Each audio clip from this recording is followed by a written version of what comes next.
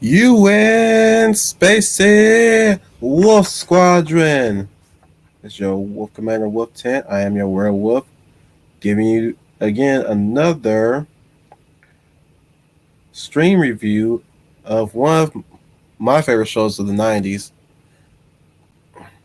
slash 2000s, and that is the review of X-Men Evolution Season 1. That's right, I'm going to go through this season by season basis since this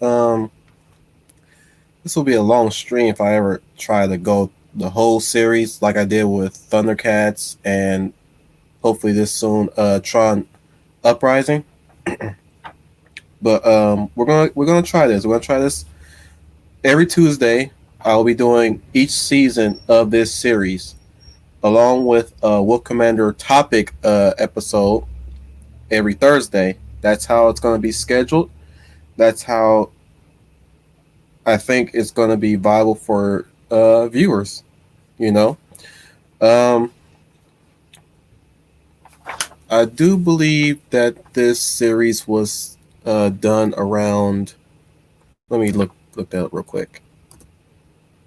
Sorry about that, guys. While I'm looking that up, let me welcome to the chat Melissa Harris with her busy schedule, giving me a great stream. Wishing everybody well with got some work to do today, but good luck on the stream, Wolfie, and we will see you guys for Professor Geek's live stream tonight. Bye for now. And before I go, I'm mad at the X-Men right now because of Hickman's run. Me and my son's so sorry for being busy during the day. We hope you don't think we're blowing you off. It's just we got stuff to do. Of course.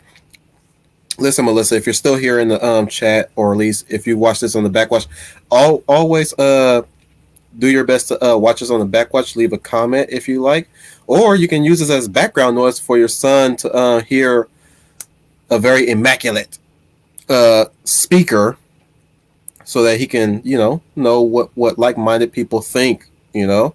Also, understandably, we know that the X-Men has been run to the ground for a long time, but you know what? I think it's high time that we talk about good representation of the X-Men, or at least interesting interpretation with this version, which I would like to always call it Saved by the Bell, but with X-Men at times, an action-oriented Saved by the Bell with the X-Men. That's right, folks. Oh, actually, you know what? This series was released in early 2000 when 2000 finally hit. But let me continue with your comments. We have the Maverick Hunter Saint Brian Gil Martin with his signature. Hey, everybody. We also have Schooner Tuna with which he have arrived. Still working on a nickname for you, Schooner. Don't worry. We have the Lady of Valor, Leia Plus Size, wishing us a good afternoon. Welcome, Leia Plus Size. And we have Artificial joining with his hey people. So now that I welcome everybody, yes, X-Men Evolution was a series that ran on Kids WB when it was Kids WB at the time before they became CW for Kids, and I don't know what else they're going to call it and what they call it nowadays. But back then, we used to have Kids WB, we had Fox Kids, we also had UPN Kids every Sunday. But X-Men Evolution was one of those shows that came about when the 2000s were really hitting their stride. Gone were a bit of the 90s, but when the 2000s were beginning their stride, you had the Static Shock coming in, you had Zeta Project in that lineup, along with a little bit of Looney Tunes and reruns here and there, or What's New Scooby Doo, to say the least. It had an interesting concept too. Like I said, I know I'm oversimplifying the concept by calling it Saved by the Bell, but with the X-Men. Action Saved by the Bell. But it had a very interesting story to tell. and it had an interesting way of casting the characters as teenagers going to high school while hiding their powers. That was a very interesting take of the X-Men at the time. Of course, we also had a few villains attending the school, like you had Mystique as Principal Darkholme when she was I think that was her last name for all the majority of the comics that they use, because many versions they tend to change their names. Specifically Magneto. He didn't go by Eric Maximoff in this version. He went more with Magnus. I forgot his last name, but his first name in this version was Magnus instead of Eric, or Eric Lakeshire when the 2001 X-Men movie came out, or was it 2000? I can never. I will have to fact check that. But well, you guys can tell me in the comments. Obviously, you guys are good listeners. But that was an interesting name change for Magneto. It was also an interesting depiction of Magneto, making him this shadowy Darth Vader figure for the majority of the first season. We also had this was also interesting too, where you had the Xavier Institute used more as a it was used more as a dorm rather than a school, or rather it still had its own. It was a private school, while the I think the X-Men were attending Bayville. Yeah, they were attending the location that they were in was Bayville, and they went to Bayville High School. But the Xavier Institute was used more as a dorm for them to stay in to live in while attending Bayville, and also a way to practice their powers. You also I'm gonna get more into a bit of Xavier when we actually get into the one episode that where I'm gonna speak more about Xavier's quote unquote connections. Just letting you guys know, it's a cloudy day today. You might hear rain. So just letting you know, if you guys hear the rain outside, that's what's happening. Let's get more into the characters. Story wise, character story. I'll add more to the story. The story is more the first is more of the typical 90s superhero Hydra identity, Hydra powers. Use your powers in creative ways to make sure you stay under the radar, while things are starting to build up towards the end, which I think this was like serialized storytelling was going. But you had your problems of the day type episodes, but then you had character episodes as well. And even if there were problems of the day episodes, you get a bit of their characters, each character. Let's get into the characters real quick. So the roster for the first season of the of X-Men Evolution, you had Storm, Professor X, Cyclops, Jean Grey, Shadowcat, Spike, which I'm going to get into him in a bit, and Wolverine. That was the lineup for the first season, which gets expanded on in later seasons. Then you on the villain side, you had Magneto, Mystique, and then you had the Brotherhood of Mutants, not evil mutants this time, which consisted of Avalanche, Toad, the Blob, and later on Quicksilver. So you had that villain and hero lineup, team lineup. Speaking of characters and speaking of the lineup, this version of the X-Men, it has my preferred version of Wolverine, to say at least. I know a lot of people say he's a glorified uncle, but I really prefer Wolverine's interpretation in this show more so than any other interpretation. Now, don't get me wrong, I love '90s X-Men Wolverine, trust me, but having Wolverine being the mentor to the child X-Men, I call them, I like to say that child X-Men was an interesting take on that, and it also kind of irons out the complications with the whole thing between him, Jean, and Cyclops. You could say it's a more condensed version of the '90s X-Men with a little bit of fat trimmed out, to say at least, to leave a little bit of less complications. Um, it also has my least favorable interpretation of a certain character, which we're going to get into when we get to that episode. When I get into talk about that episode, but since I'm going on with the characters, I might as well just also put on screen the designs of the characters. Now that we're in that, let's talk about the designs. Okay, I think this is the one. So you have Cyclops. Let me go a bit about their designs a bit. Now, mind you, this is somebody else's art, and I don't mean to use this for a StreamYard, but it's the only thing I can find that can actually have them in a good lineup where we can actually get a good look at it. So we have Cyclops' design. He's more of the he's really living the Saved by the Bell '90s look, kind of like the preppy boy design.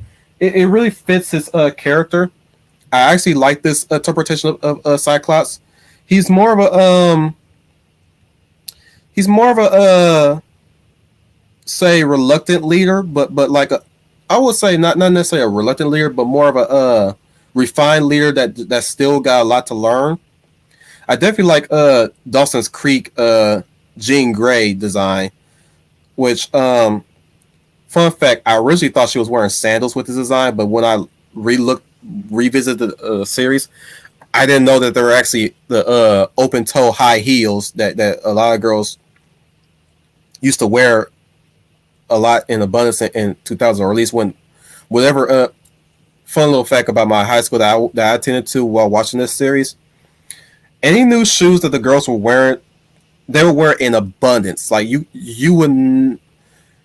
couldn't go one day without seeing each girl wearing the exact same shoes or wearing the exact same clothing line or clothing wear. For some reason, they were like really mimicking each other. It was crazy. But back to Jean Grey, she like I said, I like this design too. This is a unique design, but this was also another series where at the time characters would often change their clothes. No, well, not necessarily oftentimes, but they had two versions of clothing. Then your average '90s show where all the characters wear the exact same clothes every episode. Like even certain shows kind of make fun of that, where you see their closet and it's just nothing but the same exact clothes. But in some episodes, there were times that the characters would change a different clothing style. And we have Shadowcat right here. I know I hovered the mouse over her area where I shouldn't be, but I was getting to her soon. Like I said, nice design. She in this version she's more of a Valley girl than anything than her usual interpretation. So you have most of the times her lingo is, oh, this is like so icky, stuff like that. She talked in the Valley girl, which was nice. It was a nice way to diversify the female lingo, or at least diversify personality in among the female characters. Then you have Nightcrawler, which was another interesting take on Nightcrawler, which he is a teenager in this version, and your eyes don't deceive you. He is looking human in this picture, but that's only because they give him what is called an image inducer, which is basically that watch he's wearing creates a hologram representation of what he would look like if he was human. just to blend in, which that basically explains how he gets around the school without standing out, quote unquote. Of course, you got everybody's second design of Rogue, which is like I say second because it still doesn't beat out the classic, but you look up Rogue, you will see this version of her flown everywhere in images. But they gave her a bit of a more of a goth design look. Um, Kind of interesting how they gave her a see-through top to go over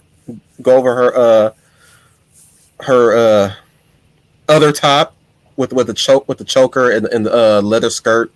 She also got leggings and combat boots, but it kind of gets really hipped into the whole not touching stuff. Which she's also wearing gloves. Also, like her, usually her a lot of her interpretations. They also give her a nice edgy goth girl haircut.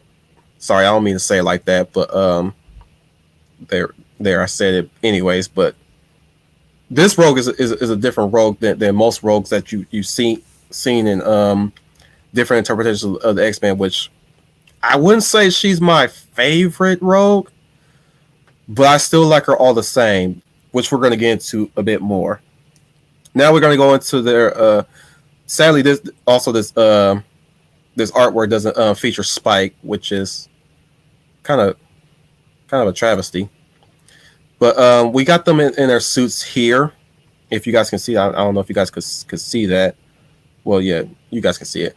But we got them in their suits. We have Spike, so a little bit more about Spike. Let's go in there before I talk about their suits now. A little bit of side trivia. They wanted Morrow for this version of the X-Men, but they couldn't get her license. So what they did was they instead created an all new character that had the exact same abilities as Morrow, and Spike is that character. Now, here's the difference. We also, if anybody who's ever seen the X-Men '90s show, we all know that episode where Storm had, I think he was her godson. I think that was Mishnari. I think his name was Mishnari. He was a mutant that can run real fast, just like Quicksilver. But it was like it was an episode involving the Shadow King, and that right there was one of my favorite episodes featuring Storm. But in this version, we have Spike, which is Storm's nephew, and they have an interesting introduction and connection there. Majority of her stories, Storm, revolve around her always looking after her nephew Evan. Evan Daniels is his name. Also, her being a second in command. She's technically the leader out of everybody in the X-Men group. Not really Wolverine. Wolverine is like I think he's more of a lieutenant. If you want to divulge chain of command, I think he's a lieutenant, whereas she's a general, and Cyclops is a sergeant. So there you go. But let's get into their designs. So for one, I like Nightcrawler's design. They stuck to his usual design of suits. At times, they make his waist area too thin when it comes to animating him, which it's weird to say the least. It sometimes makes his pelvis shrink a bit.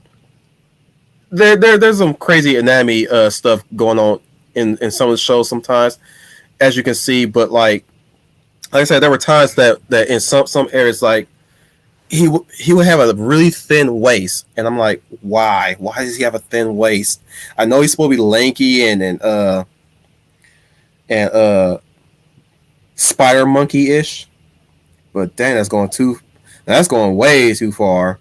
considering that this show is a bit more grounded than most shows that have a bit of seriousness to them. So I still like this design, but yeah, like I said, in some cases of the show, he'll have a very thin waist for some reason. Let's go with the leader, Cyclops. Definitely standard Cyclops design. I, Standard not being standard's not a negative criticism. No, I just like how simplistic it is. It kind of maintains that classic Cyclops design with the strap, but they made it into more of an X. I like his boots too. Definitely, his boots screams '90s boots. It reminds me of Mighty Ducks. All their boots actually do. Reminds me of Mighty Ducks, the '90s Mighty Ducks show. He also has the X's. All of them four of them have X's on their as shoulder guards on their shoulders, which was an interesting touch. Which we're going to get into in the rest, but it's interesting that he doesn't have a belt, which it should have been appropriate. But you know that's it's fine. It's cool. Let's get to Jean. Jean's actually, I would say Jean's design is a bit more simplistic than Cyclops. It's more of a excuse me. It's a full. You could say it's almost like a leotard full bodysuit with that green triangle moving in the middle, but it works. It looks like something Jean would wear, especially which is interesting that they got these gold shackles, I think shackles, bangles wrapped around her wrist, which I mean you could have done without those, but they don't distract me that much. Let's just say that they don't really distract me that much. You guys have heard me of how my criteria of how I tend to look at suit designs and what makes a functioning suit design is that if I could follow the suit design from head to foot with no problem, with nothing really stopping me to distract me from move my eye level from head to toe, it's a functioning suit design. Now, if I do go back and start looking at detailed designs, that's the thing. If you can go back and look at detailed designs after looking at the suit from head to toe, that's a good suit design. Keep that in mind, guys. If you guys ever want to do your own comic book superheroes, make sure that your suit design is not too busy and not too simplistic, but at least a right balance of the two, and you can be able to move your eyes from head to toe. But she really ticks the right buttons for what makes a functioning suit. Kitty Pryde or Shadowcats, I would say it actually goes along with her original debut suit with the collar and the gloves, the boots. I would say that I don't know. The boots are okay, but overall it's still a functional design. The belt is pretty nice. It kind of matches with the gloves and the collar, and it kind of breaks the balance. Spike is an interesting case because he has these very big gauntlets that actually that are so flexible. His whole suit is basically micro fabrication. So when every time he grows his spikes, the suit is basically repairing itself, quote unquote. But if it's basically what's gonna be the standard uniform for the later recruits that come in later on the season. So there's that. But it has added designs to it, which is the gauntlets and the boots. Everybody else just looks standard. Sorry if you guys hear outside noise, that's the neighbors. So I'm still planning on moving, guys. Don't worry. Hopefully we'll move to someplace quieter. Rogues is the interesting case because you got the green breastplate, the X shoulder guards, the nice belt, breaking it down. Everything else is like black. The boots, they're fine. They're cool. I kind of wish if I had my way, I would rather color them to match her gloves because the gloves are the ones that really stand out of all things. I think they could. Truth be told, I wish they would shade the color either to match the boots or the boots to match the gloves to really make the color not stand out is what I'm saying. But that's the main team's designs. I didn't get a chance to get the you know what? Let me look up Wolverine real quick since we're on Bing. Wolverine's design I really definitely like in this version because it's an almost blend of his classic debut suit, which was I believe brown and yellow, but it has a nice mixture of brown and black. To say at least, the gloves are nice, the boots are good.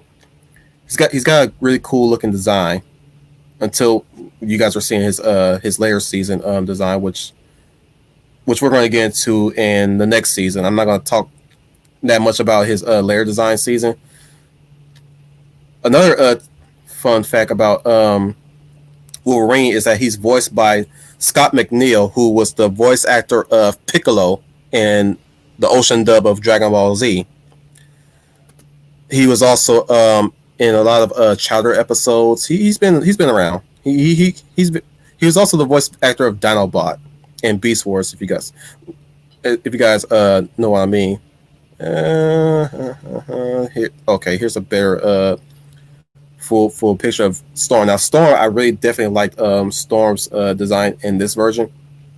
Granted, everybody loves the classic all white suit that she wore in the 90s, but I like this design just all the same. It's got the nice balance with the yellow, the gloves, the boots, the cape. It really functions as well with my criteria of what makes a good suit design. The X is a nice touch in the middle to clamp the cloak together. She's got this stern demeanor too. I like the way how they draw her in these designs. We're going to get more into enemy designs later on when we get into the next season, which I'm not going to get back into until later. I'm going to take off the screen. Going to take off the screen share now. So,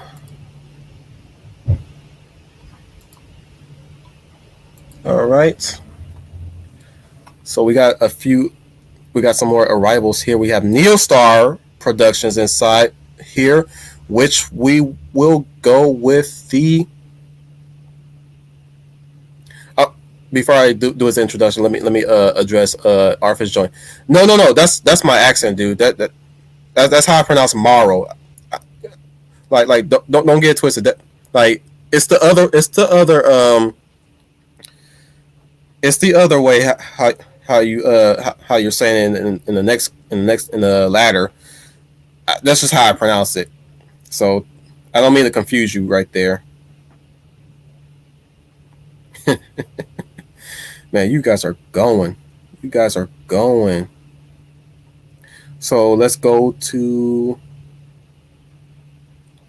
Neostar's introduction. The brilliant star that shines through the night, the X Factor in the war on crime. Razorman stands before you. Let me read some of your comments before we get more into before I get into talking about the animation. Well, we're gonna start from the top. Now we here. Plus size. I have to be honest. I have not watched all the seasons, so I will have to catch up to have any comments to give. don't worry, Leia. We're doing season one first. If you've seen all of season one, then you're gonna know what I'm talking about to add your 2 cents. But if you can get to try to watch the whole series, if you can, because next Tuesday we're doing season two, and I'm not stopping. You guys had your chance. You guys had your chance all week.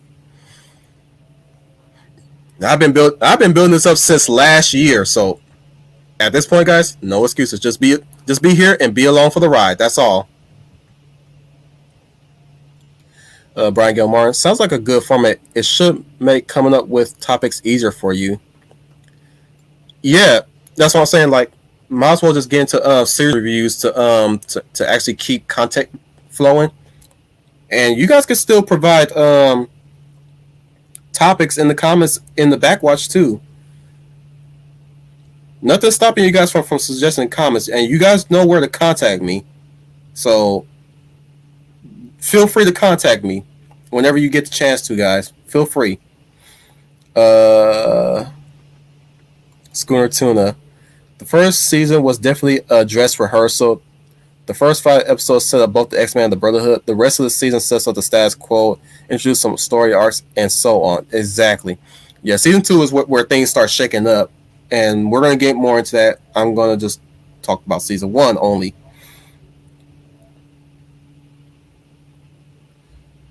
And Brian Gil Martin says, I still remember the Fox X-Men cartoon. Maybe I should check out X-Men Evolution sometime.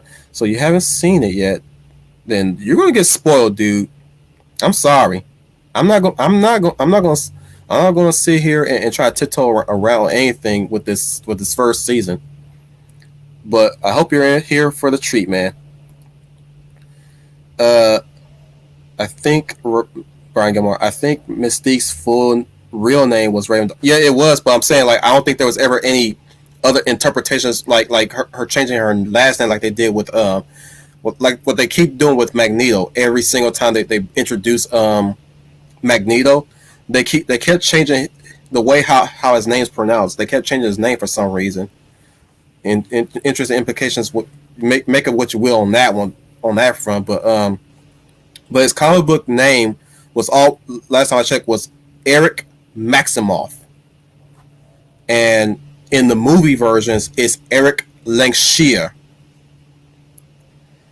Yeah, RPG, but that's only in the movies. That's not that's a movie only interpretation, not the comic book interpretation. Or at least I think that's his alternate name when he goes in incognito. Maybe, I'm not sure.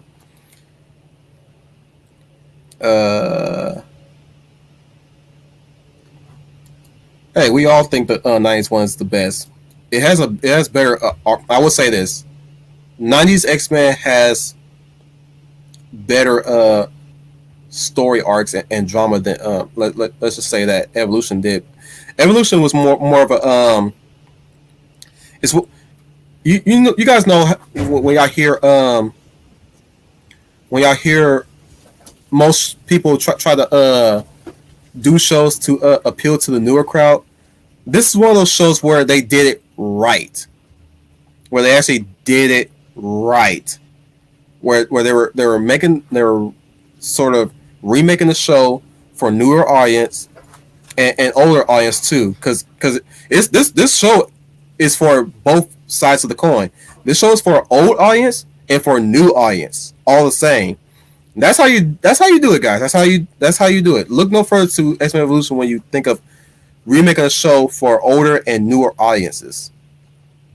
Same thing with Batman Beyond, which is not really a remake. It's just more of a sequel that appeals to the older generation and the younger generation. That's how you do it right, guys. Just think on that for a minute.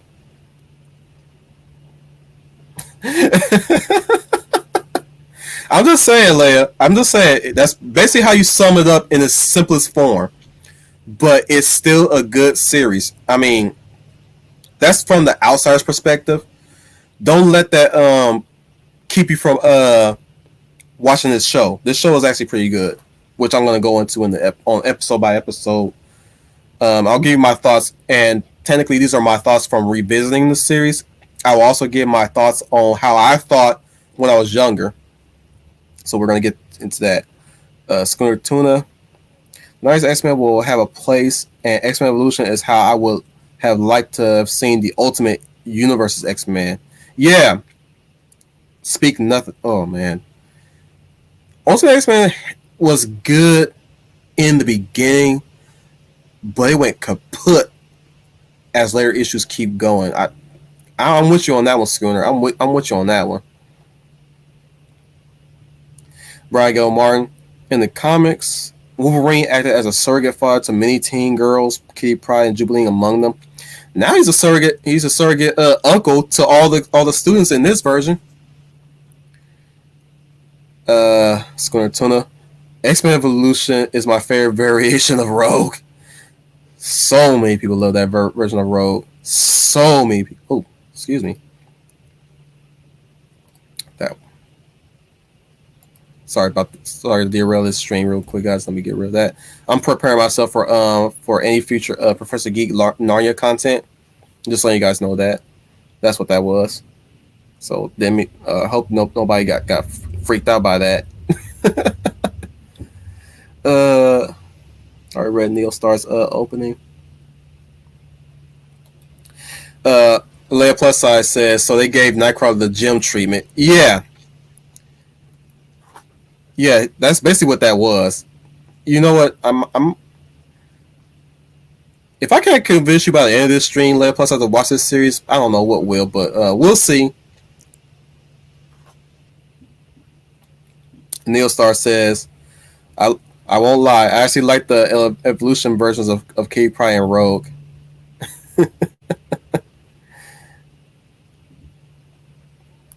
He also says, man, I knew Spike's powers were based on Moro. I also like the idea of Storm's godson, Mizari. Probably misspelled that. I don't know. I was. Oh, okay. Yeah. Brian basically helped that out. Mishnari. That's basically how you spell it, and that's how he says it. Mishnari. Since it's African. He's. Let me start over. I like the idea of Storm's godson, Mishnari. I am always happy to see more speedsters. Yeah, he was cool. He was a cool character. He was rebellious, rambunctious, impulsive.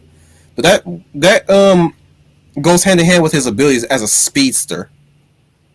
Just like Quicksilver, which that's my neighbor's dog barking in the background. They bark all day sometimes, and you might hear some sirens. I don't know if you guys hear it, but letting you guys know, it's been pretty noisy around these parts lately. This used to be a quiet trailer park, but now not so much. Schooner, my favorite design for this show is Charles Xavier. Less business suit and more of a casual. His chair is less futuristic. His whole appearance is not meant to stand out. It's more quiet and reserved. That's the one design I didn't look up, which I should have. But yeah, he was more. Yeah, they like I said, it's more grounded in this version. So they made Professor X look more grounded. Like he looks like a teacher. He looks like an actual teacher rather than a businessman, as you said. Brian Gilmore also agreed with me. Always good to have matching colored gloves and boots. Yeah, that was the one thing that bugged me about now. Didn't bug me then, but it bugs me now. Now that my taste in what makes a suit design. I'm saying when it comes to suit designs now, like it didn't bother me back then, but yeah.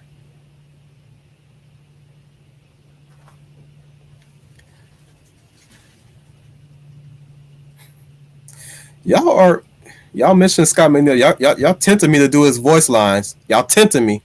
Y'all are tempting me to do a Scott McNeil voice.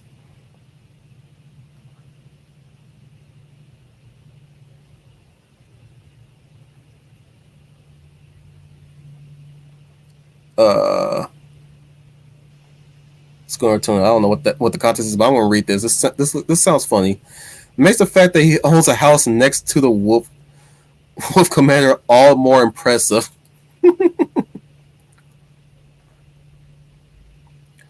Neo Star is talking about Spike's suit.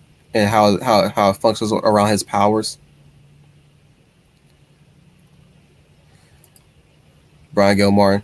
I remember Scott McNeil as the voice for Dr. Wily in the old Mega Man cartoon. Super fighting robot. Mega Man. Get him! Get him!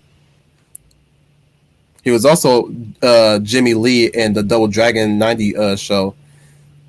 For might, for right, we are Double Dragon.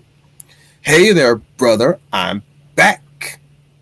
Fighting for good is the way of fighting for selfish reasons is the way of evil. Shoot, I botched that line. That was one of my favorite lines of Billy Lee from that show.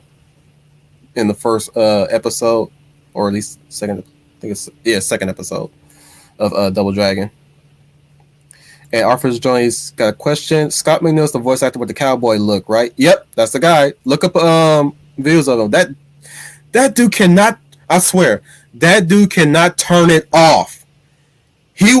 That's where I got my that's where I got my little voice references coming in at. When every time you guys hear me do if you guys ever see me join the stream with any of the big greats, and you just hear me just go out with an impression. That's where I got it from, because he cannot turn it off. He can start a conversation, but then go right into voice acting all the same. So you're hearing characters that he voice acted having conversation with you. He cannot turn it off. That guy, man, I would. That's one on the bucket list. I would love to meet Scott McNeil and just laugh at how quickly he goes from regular talking to voice acting talking, all in the same conversation. It's beautiful, man. It's very beautiful. Schooner Tuna. Does Storm design look more like a storm cloud to anyone, or is it just me? Well, I mean, she's the Weather Witch. Yeah, and dude, they do call her the Weather Witch. She calls herself the Weather Witch in this version too. Unlike whereas in the '90s version, they always say it's always everybody else calling Storm the Weather Witch, whereas she actually firmly admits that she is the Weather Witch in this version. I'm going through your comments, but I'm going to continue the stream, so I just want to get all your comments before I get more into the meat. Neil Star. Anyone else remember when X-Men Evolution was on Kids WB? I said that earlier, dude, but you're imagine the X-Men interacting with the Justice League, Looney Tunes, and Pokemon cast. That's funny. You're funny.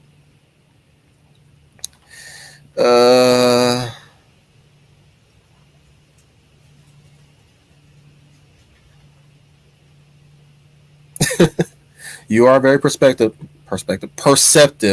officer. Ooh, why am I sucking at words today? Officer Joey says, I was thinking it might have been an accent. Yeah, sometimes I have an overbite, so my lips tend to rub together whenever I try to form words.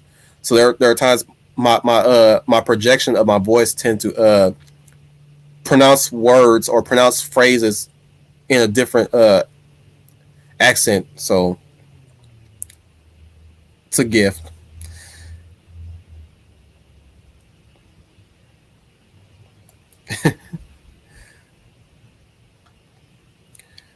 I like how the second part of Neil Star's intro always includes something relevant to the stream. Neil Star got it. He's got it. He needs to do radio. That's what you need to do, Neil Star. You need to do radio. Do some sick introductions, man. Harper's Johnny. It's been a few years since I've seen X-Men Evolution. Have to check if I can find a service or site where I can watch that or read episode summaries. Whatever the case, dude. Because we're going to stick it next Tuesday, second season. Get your A game up, or not. Come here just to hear me talk about it. Talk about my experience of the series. Let plus size. Commander, I think it's a great idea to review your favorite shows. Taking time out to chat about it is fun. And what about being a fan? What being a fan is all about. Thank you, Leia plus size. Hopefully I can get any of you guys on the horn if you want to. Hopefully. If any of you guys are willing and able, and if it fits your schedule, your time zone, I'm willing to open up that door for you guys so you guys can also bounce off. We can bounce off each other on our favorite shows and stuff. Neostar. I love it when a show generally respects the classic material while still trying to make something new and innovative. Exactly. Which we're going to get into later on later seasons, because there's some stuff in there that actually callbacks to some stuff. I'm gonna stop because I was about to let it slip. I was about to let it slip, guys. For that brief moment, something came to mind. I was like, "Ooh, stop. Take a breather in your mind, because you're about to let that slip. You are about to let that slip." So, yeah, Brian Gil Martin. To Neostar, definitely, we see too many writers trying to break away from canon and falling on their faces for it. Well, that, speaking of canon, this is the one that actually establishes its own canon in a way. It's not really connected to the '90s version. It's not even as much people would like to say it's connected to Wolverine and X-Men. It's not. It really is not. You look at Wolverine and X-Men, there is no comparison whatsoever. There's actually nothing hinting from Evolution that suggests that it's taking place in the exact same universe as Evolution. So anybody who tell you that, they're an idiot. I'm actually going to throw that out there. They're an idiot. Usually I'm not that crass. You guys know that. But yeah. Schooner Tuna to Neostar. I agree. It's what Ultimate X-Men should have been, and they really dropped the ball in the comics. Talk about going off the deep end. Here's the thing about Schooner, about Ultimate X-Men. The Ultimate Universe was meant to be a more condensed, concise universe for new readers to read in. The problem with the Ultimate Universe is the fact that the writers were edgelords when they wrote the Ultimate Universe. So there were scenes where there was blood involved. Like you had Wolverine actually cutting people, bleeding them. You had the Green Goblin burning his own wife the moment he transforms. Which in Ultimate Spider-Man you get a shot of her hand charred and burned. Sometimes people will lose their heads in the Ultimate Universe, like decapitations. Yeah, Ultimate Universe was edgy, like really edgy, and it got worse from there, really worse. So but the original intent for the Ultimate Universe was to condense all their stories, like the movies, so to speak, and introduce them to new readers. But like I said, they're too much edgelords to actually function that way. Thank you. Love you. She just gave me some lunch that I'm going to eat later. I already ate an apple. Thank you, though. Love you. Everybody say hi. Hi. She says hi, everybody.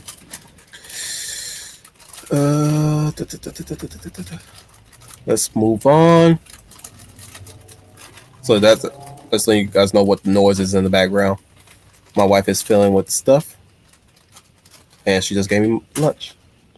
And it's Carl's Jr.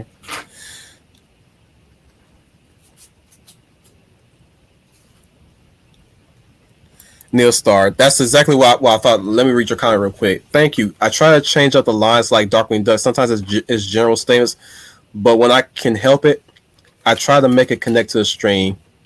That's what I was doing with your introductions. I was reading because I was starting to notice I'm like this is starting to read like Darkwing Duck. So let me go ahead and read it like so.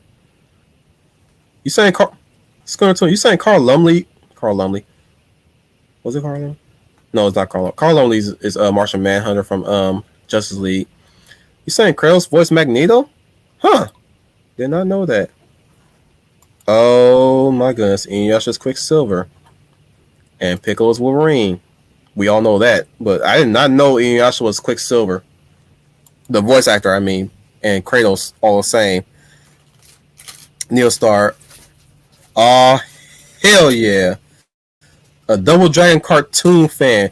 That show is tragically underrated along with the Ruby Spears Mega Man. Yep. Brian Gilmore. Sorrow called Storm the Weather Witch in the 90s cartoon at one point. Are you talking about Sauron? The half human, half pteranodon? I think that yeah, Sauron. Yep, you're right, Sauron. Not Sauron, Sauron. You saying Frank Welker is Xavier? That explains his deep voice.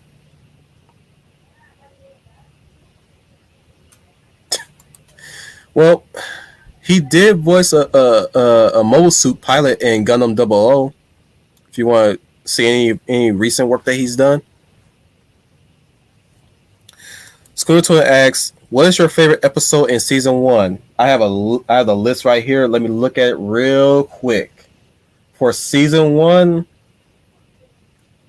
I do believe it was which one hit me the most though? That's the question. Which one hit me the most?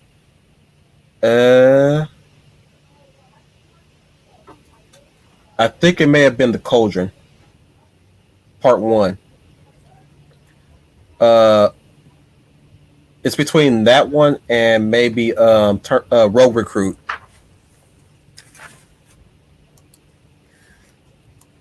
And Neostar. I know the pain, Wolf Tank. Got an overbite and a stutter. It takes a lot of work to sound coherent. Bruh, been living with this since like I was born. You can kind of imagine what would have been like. I mean, I will say this. I don't think it was that bad when I was younger.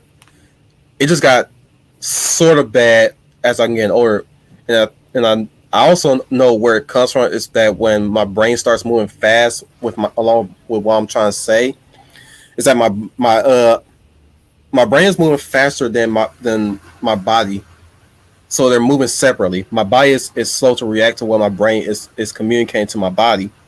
So when it comes to communication, I get too overly excited about something, far too overly excited, I can barely form words and I start stuttering. Or at least something will.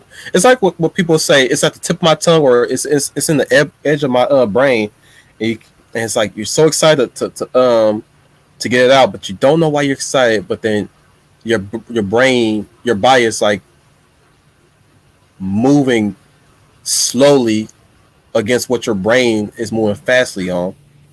So yeah. So let me get into the animation. The animation is something to behold about. The animation is pretty interesting to say the least.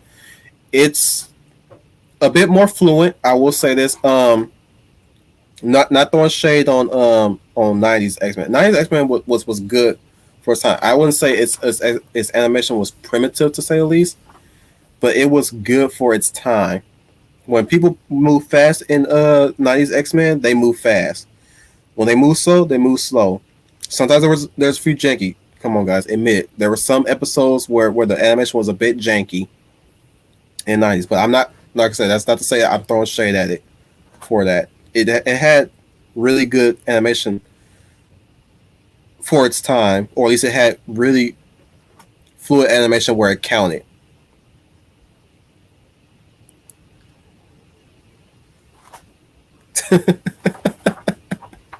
Johnny says, "I know that feel. Like that stream when I was talking so much I forget to breathe." I was like, "Hey man, you're doing good, dude. You're doing really good. Just letting you guys know, you and Schooner, both of you guys were doing really good. Just I have to like try to make sure we keep it under control so we won't overlap each other while talking. You know what I'm saying? But yeah, you guys did good, really good, so good that I still would like for you guys to join me in some other topics.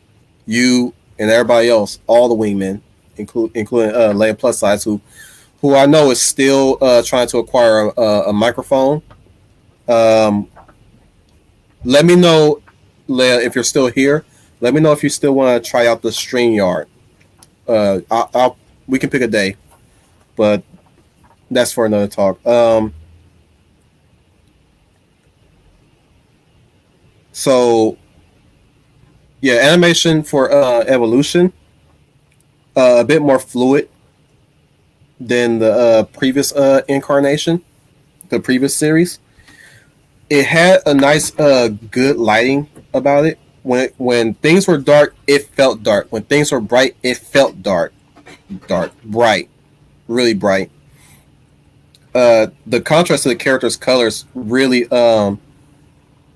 popped out in some places when it came to highlights.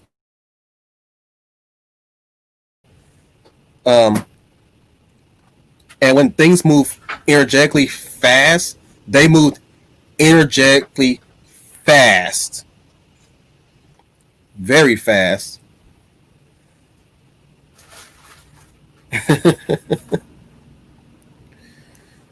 So yeah, there were scenes where things moved at their regular speed, but then when things really needed to get high octane, that's where things sped up. One thing was unique was the sound design to the series. So each character, when they used their powers, had a unique sound, and each uh, each action was met with an interesting music music cue. So Cyclops Octave Blast will have this pew sound, like a nice, cool, crisp laser sound, pew or pew. Or when Jean Grey used her psychic abilities, she had this pew sound going. Or like when Storm would activate her abilities, you had this very regal elemental music, stuff like that. Or like with Avalanche, when he used his powers, it was this guitar riff. Every time he would do his earthquake abilities. What's also interesting was Toad got his own rap song. He has his own little rap song, but it was they played the instrumental when every time he showed up, or like when he had his little antics. And I still remember that little mini music video they had in Kiss WB.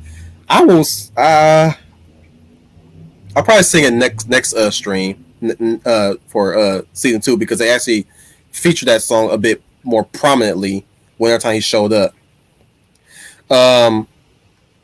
For Wolverine's claws this time, you know how in the 90s it was like, psst, whereas this one is had a very unique sword unsheathing sound for his claws.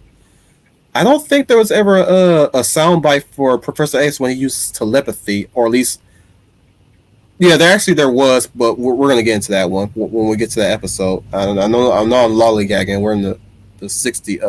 We're cutting into the the hour mark, but we can get through this. Um, Magneto was interesting too, because when every time he activated his powers, they had that unique magnet sound that they use for every movie that involved magnets. Vroom, had that vroom sound, like that vroom, vroom. Every time he uses magnetism. Um, Rogue, when every time she touched somebody, it had this sound, or this whenever time she grab a huge hold onto you, but like a slight touch, it go kind of like that. And Spike had this kind of BB gun kind of silencer sound. Pew, pew, pew, pew. When every time he uses his Spike's abilities, pew, pew, pew. Kind of like that. So I like the sound quality in Evolution for that one, or at least like Kitty Pryde when she phased through the, it had this whoosh sound.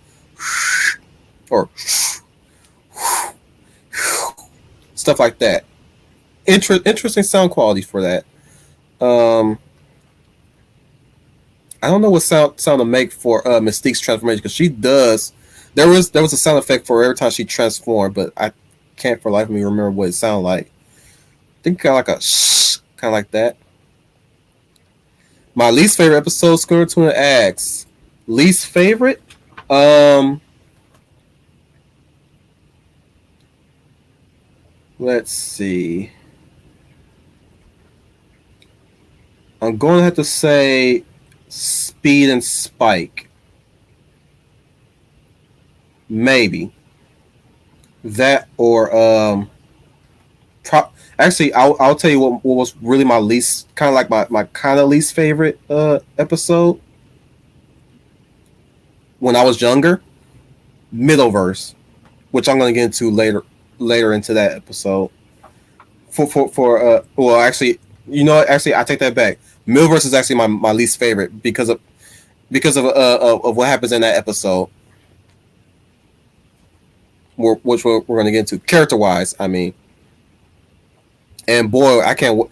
There's something else in a later season that I can't wait to get into. So gear up for that one. Okay, let's get into our comments real quick before I now get into the episodes because we covered the sound quality, we covered the animation, we covered the designs, we covered the characters somewhat. We covered the characters somewhat. We're gonna get more into the characters when we get into these episodes. So. Schooner says, just to clarify, Xavier's voice actor was voiced by Megatron and Beast Wars. Oh, yes.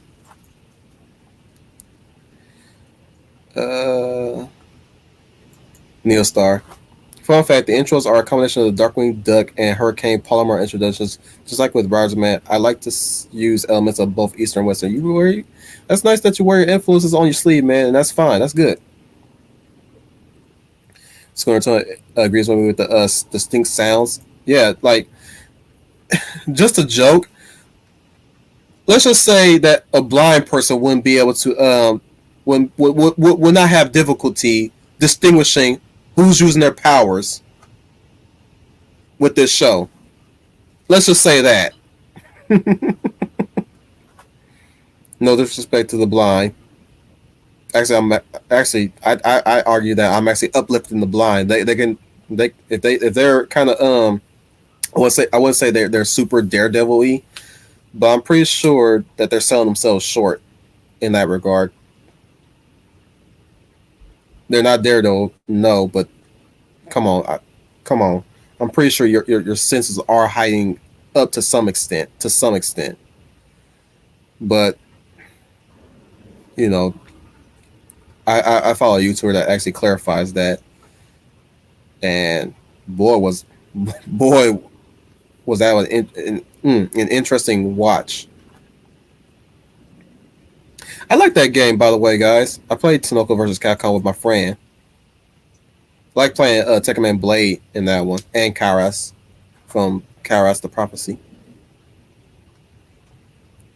Square also adds X-Men Evolution has some of the best character arcs as well. We're going to explore that a bit too when we get into season 2.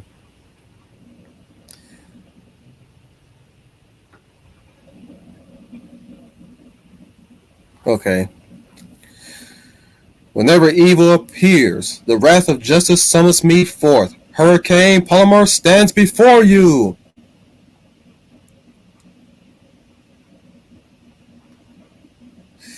So now that we've gotten through most of the comments, I'm going to begin now. Finally.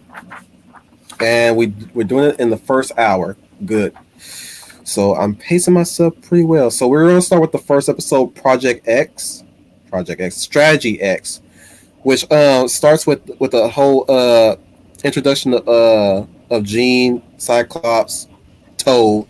Toad obviously is established as being a scummy scumbag, robbing people's wallets while they're watching the Bayview game football during a rainy season, which is interesting that that the game is taking place during the rain because nobody in this episode is wearing protective weather clothing like jackets, umbrellas, hats. Everybody is literally. I think it's raining. If I recall the episode, I think it was raining, but it's kind of weird that everybody was like not wearing any protective clothing from the weather, which we're going to get into later on, which they do in later episodes.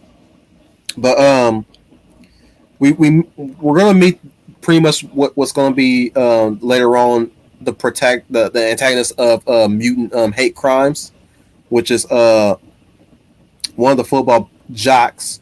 I think his name was Mason. If his name was Mason, that was an interesting choice for his name. I think it was Stan though. But he attacks Toad for obvious reasons. For rightful reasons, which is he's stealing money from the citizens of Bayview. Cyclops steps in, and he steps in because Duncan. His name was Duncan. I'm sorry. The dude name was Duncan. The bully. Duncan rightfully stops Toad from stealing from people, but he's willing to take it a step further by pounding the guy. So he ends up squaring off with Duncan.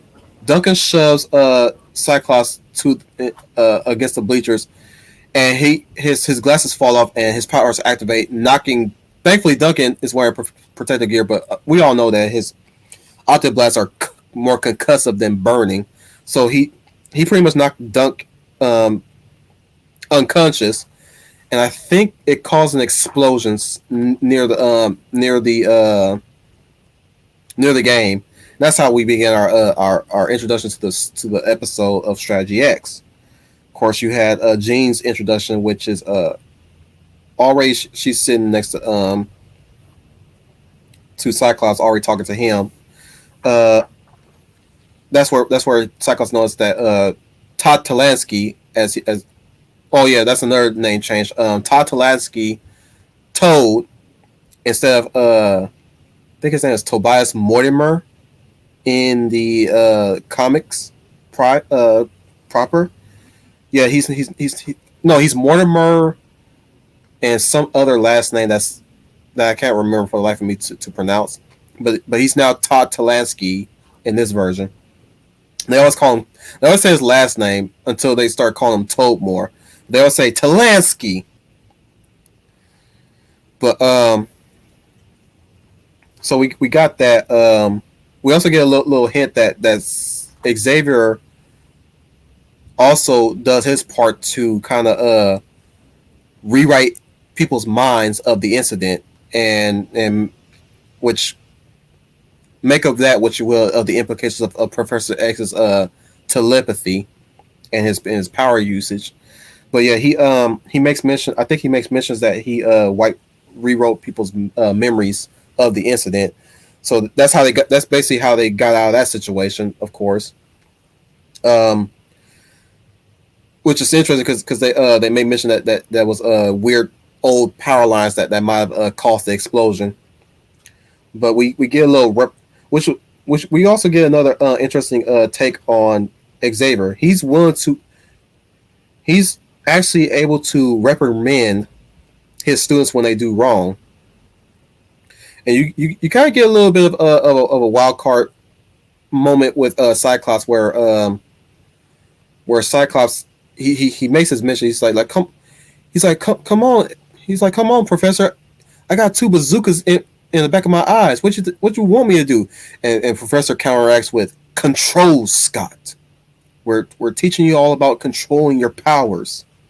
So you have that exchange, but it's a setup to establish Cyclops as to being a more responsible leader in this regard. It's a buildup of character where he has this sort of immaturish attitude about his abilities, where Professor actually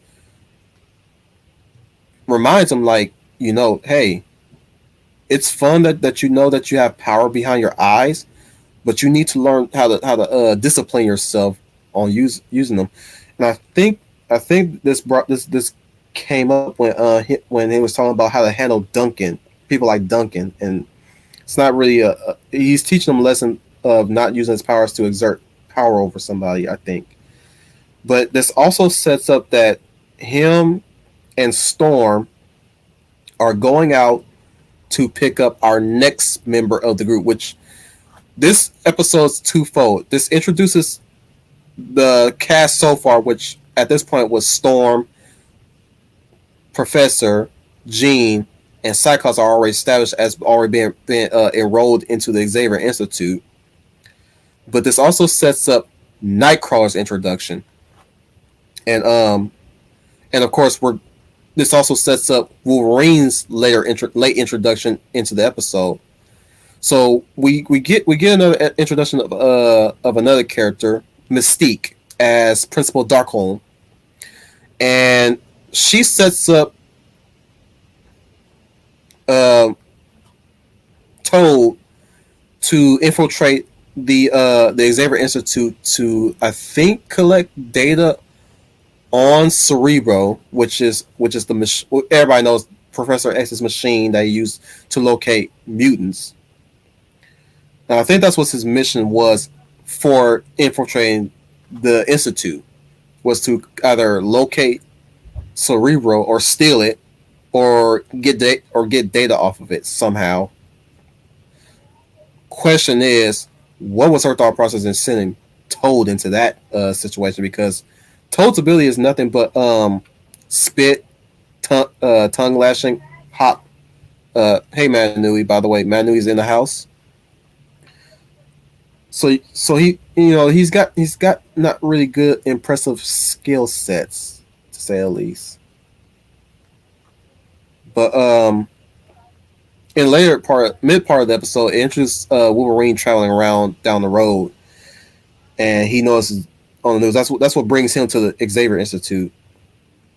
That's why he shows up, because what happened at the Bayview ball game caused attention, which also shows his powers a bit. Like this, it's what I like about this show. This show has no shame in showing the characters showing off their powers, because there's a scene where he goes into the to a convenience store down the road. He gets some water, pays the man for the water, looks at the news, cuts open the bottle with his claws. He drinks the water and he says, "Keep the change, bub, and recycle that for me." I gotta say, there's a reason. That's another reason why I like this version of Wolverine, is the fact that he's got these witty comebacks. there's a YouTube channel that actually does a lot of short clips of characters from way back when. They have these cool they had these cool combats and these cool lines, and they did a video of all X-Men Evolutions of Wolverine's best lines, and it's amazing. That's one of my favorites of his lines, is "recycle that for me, bub." So fast forward to this episode, we get introduction of Nightcrawler being basically looking like a cathedral monk, so to speak. He's got the hoodie on. He's got the hoodie on. He's got a whole cloak on him, and which was interesting because he's wearing nothing but clothes. So in my mind, I'm thinking like, so is he walking around naked with that cloak on? I mean, I don't mean to bring that up, but like, it seems to be that way. But anyways, we get his introduction. He meets Cyclops. He shows off his powers. Like I said, this show really is not ashamed of characters showing off their powers in hilarious ways. But like, Cyclops asks Nightcrawler like, "What can you do?" And Nightcrawler just teleports right in front of him. Oh, you know what? Speaking of sound designs, I forgot Nightcrawler's sound design when he teleports. Psst.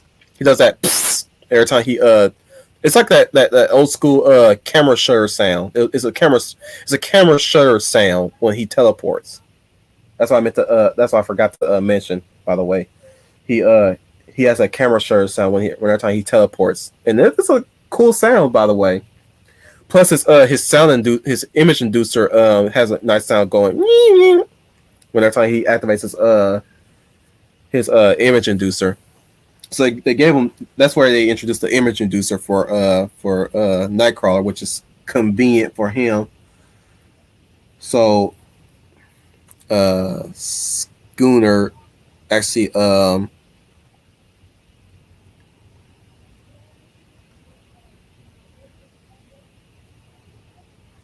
me stop right now to read your comments real quick. I'm gonna try to plow through 3 episodes at a time, so this stream don't go as long as it need to. Da, da, da.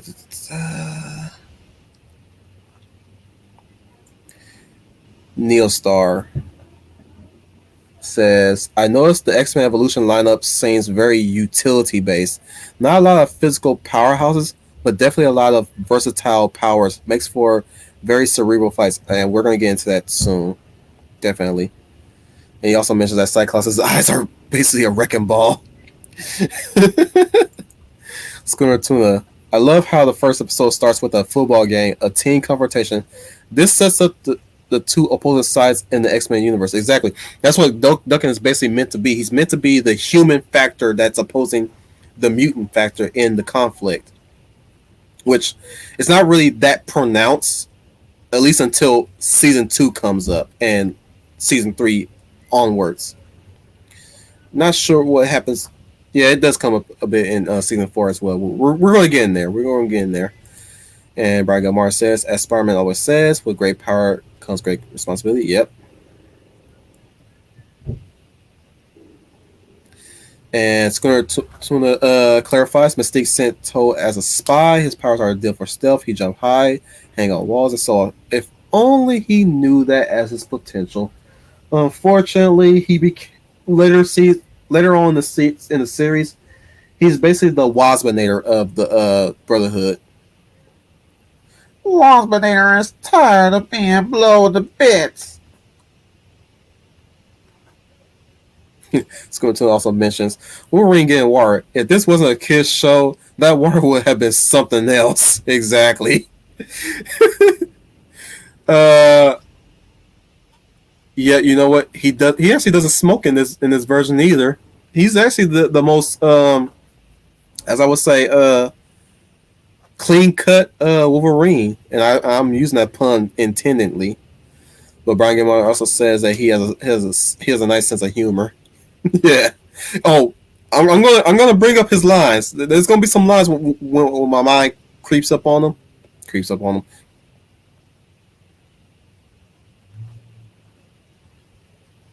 Oh, are you Spider-Man? No, darling. Spider-Man's a sissy. That's my voice is not still gotta train my voice a bit.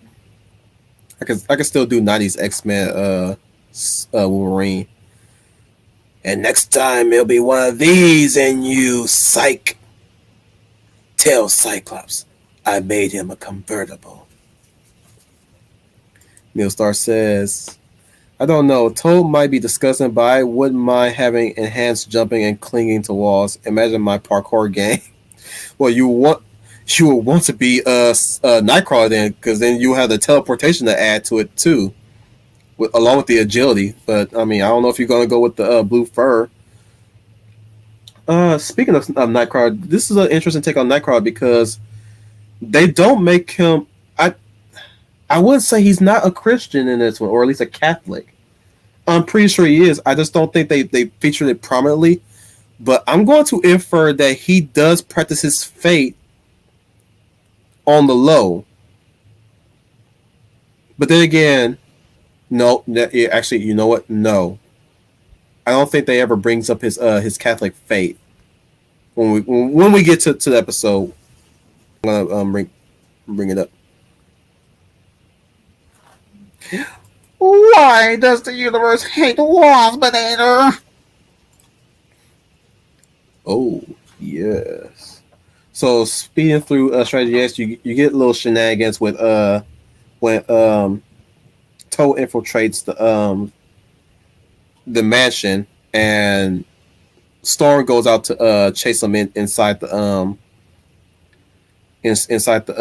mansion, or at least she I don't know what was Storm's thought process. She's shooting lightning at the guy. He's a kid and everything, but still, like it kind of established that the professor is kind of like he's cool, but he's not above defending his home if need be, even if the person is, I guess, a teenager with enhanced abilities. But still, I mean, it it calls into question his methods. This is a very flawed Professor X. Make no mistake about that. And he's a flawed Professor X in a good way. In a good way. He's not perfect, but he's balanced in that regard. It's going to return it with the line. Do you know what happens to a toad when it's struck by lightning? The same thing like everyone else. Man, I'm gonna say this. Any future filmmakers who want to film Halle Berry, stop giving her action movie one-liners. Save for the people who worked on John Wick. She did good in John Wick Chapter 3. That's where it worked. But everywhere else, every time she tried to throw in some one-liners, she's terrible at it. So the story ends with shenanigans happening in the danger room. They also introduced the danger room in this one. They introduced a lot of stuff in this one in a balanced way. It started with a fight between Nightcrawler and Toad, but it ends with them going into the danger room, and the danger room starts going into protect mode apparently, and that's where this also establishes Nightcrawler and Cyclops' friendship, whereas Nightcrawler inadvertently almost got Cyclops hurt when he tampered with one of the danger room's machinery, and it went haywire and it was firing wildly. But they managed to get the danger room under control, and that's where Nightcrawler takes it hard that he almost got Cyclops killed, and he says, "I guess I'm not cut out to be an X-Men," and he teleports. Then he teleports away, and that's where Professor X says, "Nightcrawler, wait!" And we also, before that happened, we also get a bit where everything finally quiets down. Toad leaves, and Cyclops offered to go after him to try to talk him back to join, because he also talks to Xavier prior to that to letting Toad join the Xavier Institute. But that's where Xavier says, "It's okay, Scott. He wasn't ready," which kind of really shows that despite there being bad mutants, Professor is not above letting those bad mutants have a chance at joining the Xavier Institute, because he's willing to protect any mutant, even if it means even if the mutant prior is a villain. So him saying that he wasn't ready, it really shows that the Xavier Institute is open to all mutants, even if it means mutants that are that are doing bad. Well, say for one particular mutant, which we're going to get into in the next episode. So that's it. It mostly ends with Cyclops and Nightcrawler viewing the Blackbird. If you're hearing, Mr. Matchstick, yeah, we got into a little spat on what they called it in the show. Yes, in the first few episodes, it was called the Blackbird. In later throughout the season, it's called the X-Jet. So I'm more used to calling it the Blackbird because Blackbird sounded better in my mind. So take that, Matchstick. If you catch this on the back watch, which I'm sure he won't, but I don't care. I'm sticking to him. It's a friendly rivalry, guys. Don't worry. It's a friendly rivalry that we have. But yeah, they see the Blackbird, and that's where their friendship kind of connects. Next episode, the X Impulse. Yeah, Brian Gilmore. It was called the Blackbird in the early parts of the series until they started calling it the X Jet later on. But yeah. But anyways, next episode introduces Kitty Pryde, aka Shadowcat, which she has a dream. It's an interesting thing for her to introduce her having a dream of flying and falling, which activates her powers, which she phases through the through her room into the basement, which interesting architecture there. It kind of plays out almost like a horror scene where her her parents come to check in on her, find her in the basement underneath where her room should be, and her mom says, "Don't worry, honey, it's just a bad dream." And her dad, you get the dad's reaction. You don't get to see what he's looking at, but you get his reaction. He says, "I don't think it was a bad dream." Then you cut to a wide shot of them looking at the blanket of her bed, phase through through the roof, the top, no, the ceiling of the basement. Which, mind you, it's a stormy night when this episode is introduced. Like I said, it has this very horror movie-esque thing going on, but it has this nice 90s Merrill's Place music playing in the background, which is interesting. But I was like, that's an interesting tone there that you're setting up for the episode. This also oh, guess what, guys? For those who hasn't seen this show, this show predicted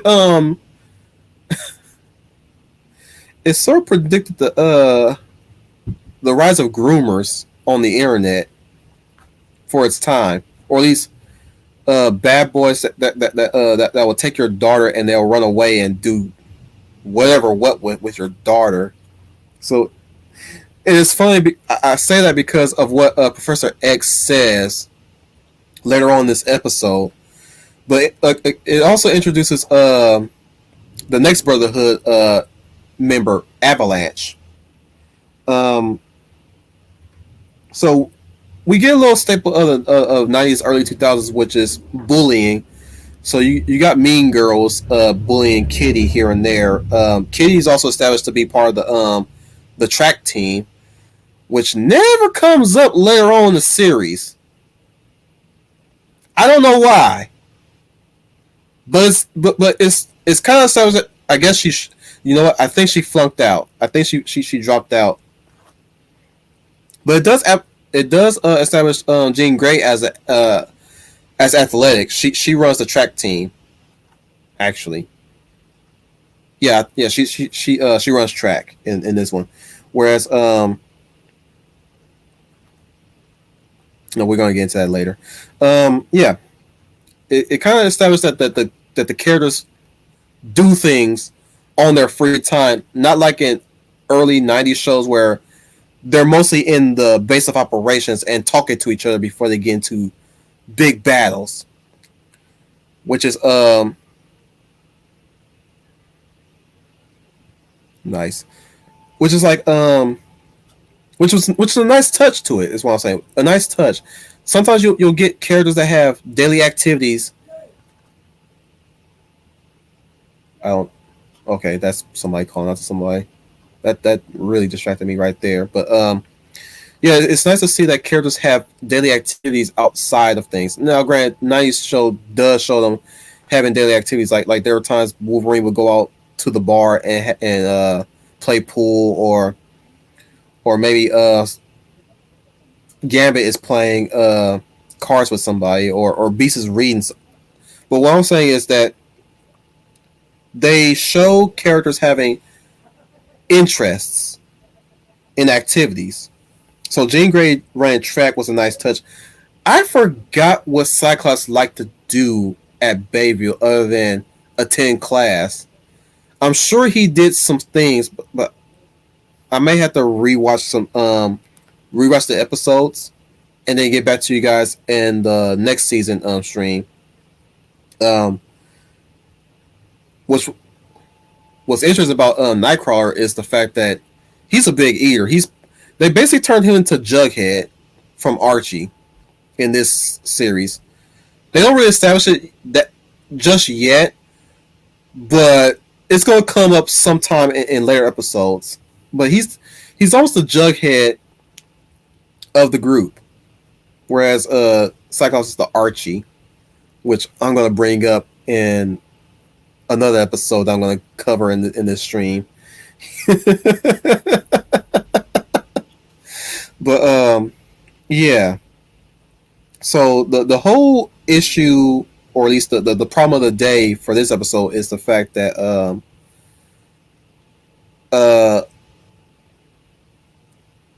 Avalanche is established as the bad boy that he's the delinquent. He's not the bad boy that every woman wants to date first before they finally get to get their Richie from good Happy Days. But he's the delinquent that nobody wants to be around. No girl wants to be around. Period. And it firmly established that Kitty did not want to be around, but they also established that there might be a romance kind of blossoming between them. She kind of warms up to him in a bit. But he's kind of like the he's pretty much established to being a vandal. So they crash into each other when Riley is one of the bullies' names, the mean girl's name, shoves her and her friend her into a locker, as you do in many of these type of shows, and she bumps into Lance while he's for some reason spray painting the lockers. I don't know what he's doing, but whatever ticks your delinquent whatever speaks to your delinquency, but go ahead. I'm just saying, guys. Every time I watched this episode so many times when I was younger, and I'm thinking like, what's the purpose of him just spraying? Did the writers did not know what tagging is? Cause I don't know. I guess it gets the job done. Cause it's still vandalism. So that's where they meet, and that's how he established they establish his quake powers when he shows off his powers when he finds out that she can phase through walls, and now, but she runs away from him, and she can't seem to control her powers at that point. But he throws in this line, and I gotta say, like this line would tick off me, a social progressive. He says this line, and he says, Oh, you and I are not done. And when I find you again, I'm gonna rock your world. And I'm like, dude, really? Dude, even when I was younger, I did not like that line. Even now that we're more socially conscious about certain interactions, I did not like that line back then. It's truth be told, it just didn't seem right. It just seemed too punny when I was young, but now as an adult, I'm like, dude, wow. Call me too on this guy, I guess. Call the cops. I don't mean to rant on that one or go on a tangent on that, but yeah, that was kind of they do bear. Let's just say they do bear with Lance. He's called Lance in this one. He also actually, you know what? I almost forgot to mention. Lance's name is not Lance in the comics. I forgot what his name was in the comics. Any of you guys can tell me in the comments. But he's called Lance in this one. He's not really Lance in the comics. But yeah. Uh hmm. So majority of this episode is really trying to get Kitty to join the Xavier Institute, and her trying to figure out her powers. It's basically an accurate representation of somebody discovering puberty, a teenager discovering puberty.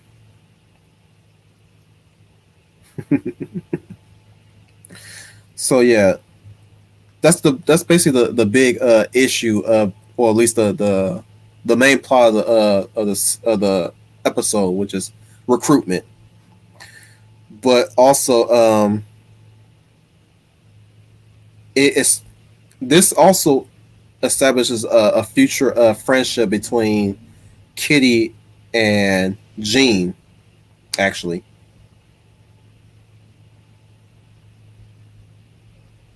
yeah. Arthur Jones actually brings it up. His name was excuse me, Dominikos Ioannonis Petrex. I butchered it. I know I butchered it because I usually know how to be able to pronounce Greek names. You can thank you can kind of thank Troy and 300 for that, and maybe Alexander. But yeah, I butchered that name. But yeah, that's his name, guys. What popped on the screen?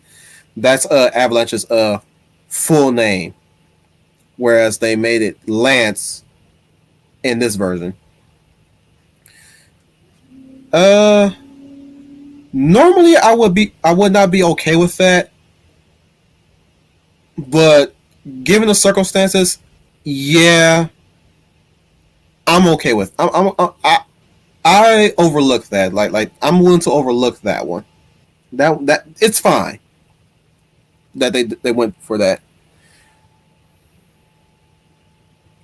But I don't. You know what? I think I might change my least favorite. I think this one was my least favorite because it's mostly about them trying to recruit Kitty, and kind of it, like I said, the only good thing to it. Actually, you know what? The only good thing about this episode was the fight between Wolverine and Sabretooth, and that's basically a side that's a side plot in this episode. It's mostly about Kitty, but to break the monotony, they went to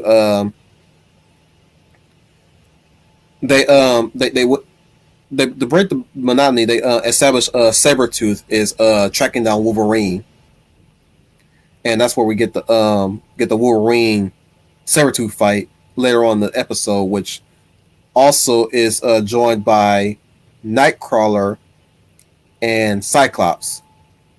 And I like this one because it's kind of interesting that how they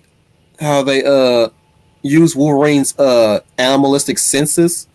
He's able to pick up Sabretooth from afar. He literally goes onto the rooftop of the mansion and sniffs out Sabretooth. And Sabretooth knows he can smell him. So he's just daring him to come out and fight him. So he get, and one thing that's also interesting was they had a suit up scene for Wolverine that they never use again later on in the series.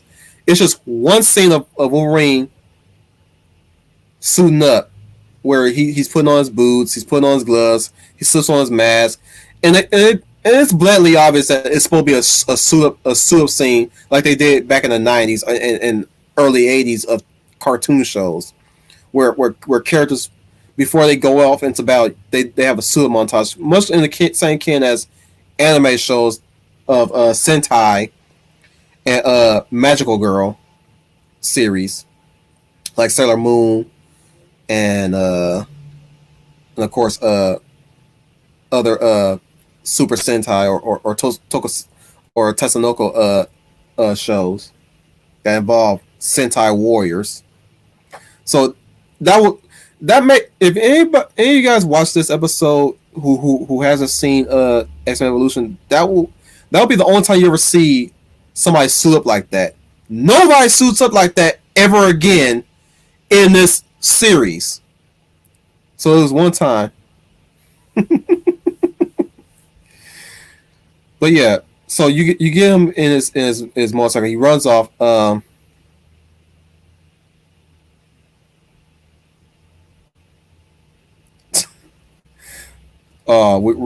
Yeah, you know what? Let me do that line. Actually, this line comes up in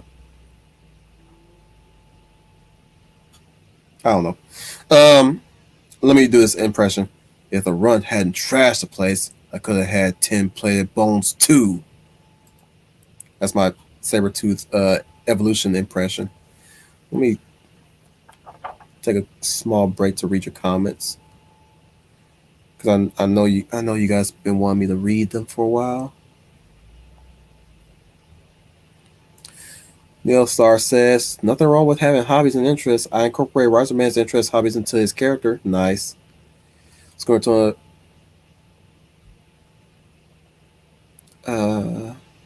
Ray Park did make Toad cool and Darth Maul.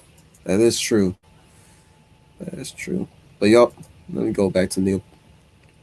Neil Star says Ray Park made Toad seem like a badass. Kung Fu, acrobatics, a tongue whip, and adhesive slime. That's a pretty cool move set if utilized correctly. If you're not use them correctly. One of these days, I might have to talk about the X-Men franchise, the movie franchise. Much in the same vein as the Underworld, Resident Evil, and Transformers streams that I did last year. You know what? I just might do that sometime next month, maybe, or the month after next. I don't know. He says Key's debut feels like a nod to the X-Men pilot from the 90s. I'm just saying, it reminded me of Nightmare on Elm Street somewhat.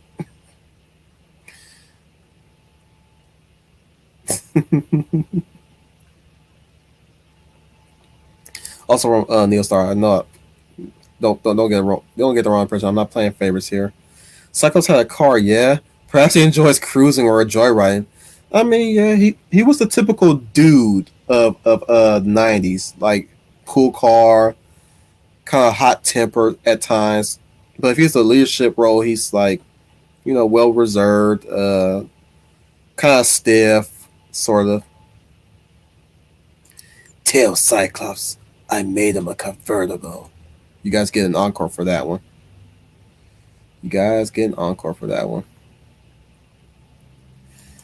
Neil Star. Petty vandalism does track for delinquency.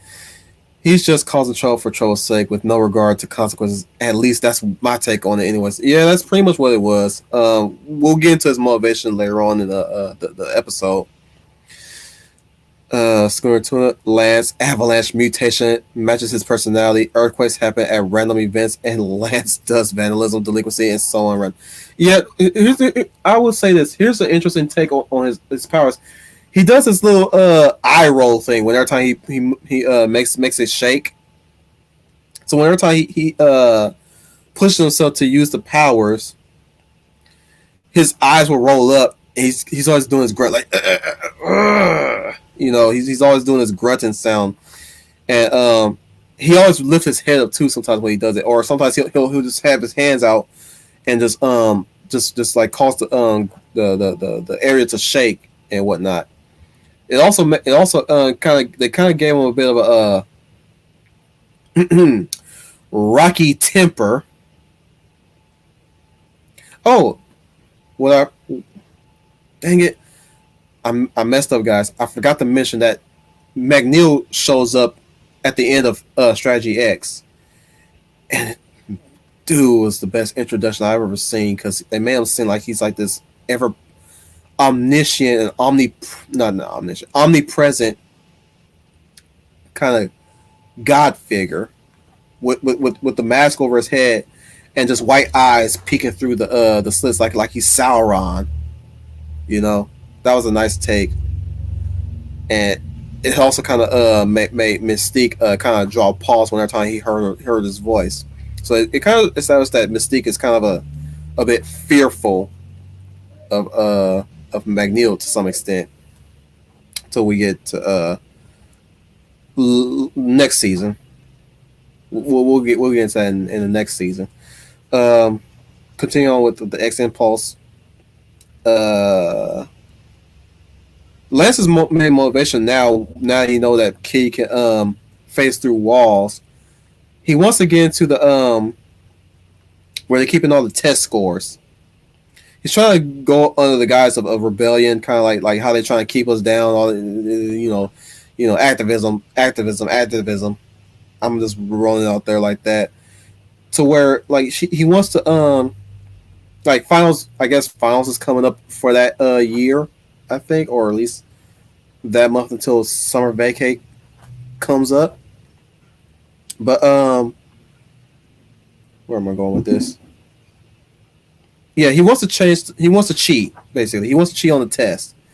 So, or at least I think no, it's not the test scores. I think he wanted to change the grades, like the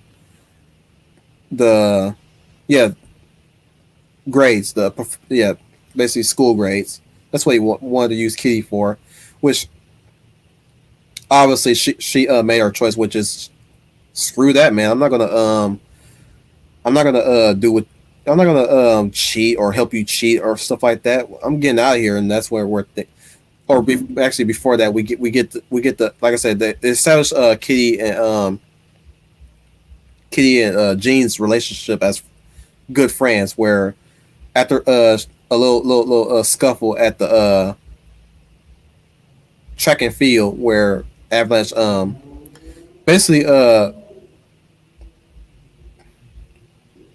avalanches a girl into sand, Riley specifically, when they're doing they're doing long jump. That's basically, dude. I wish I was at this. I'm serious.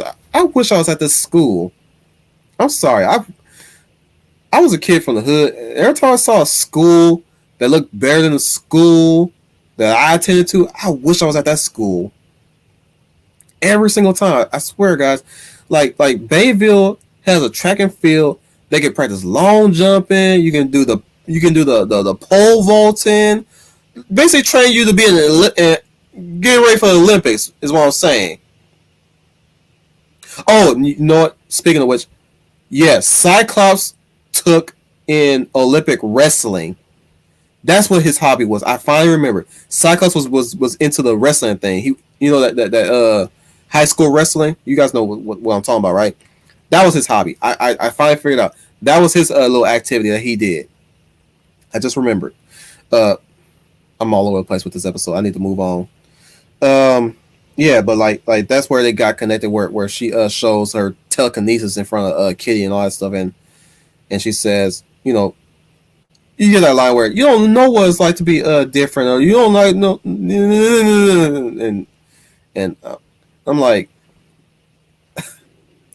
I'm trying not to swear on the stream, so I won't say, but I'm like thinking, Jean Grey, at some point you should say, Rob, please, I can lift things with my mind. Who are you talking about? I don't know what it was like.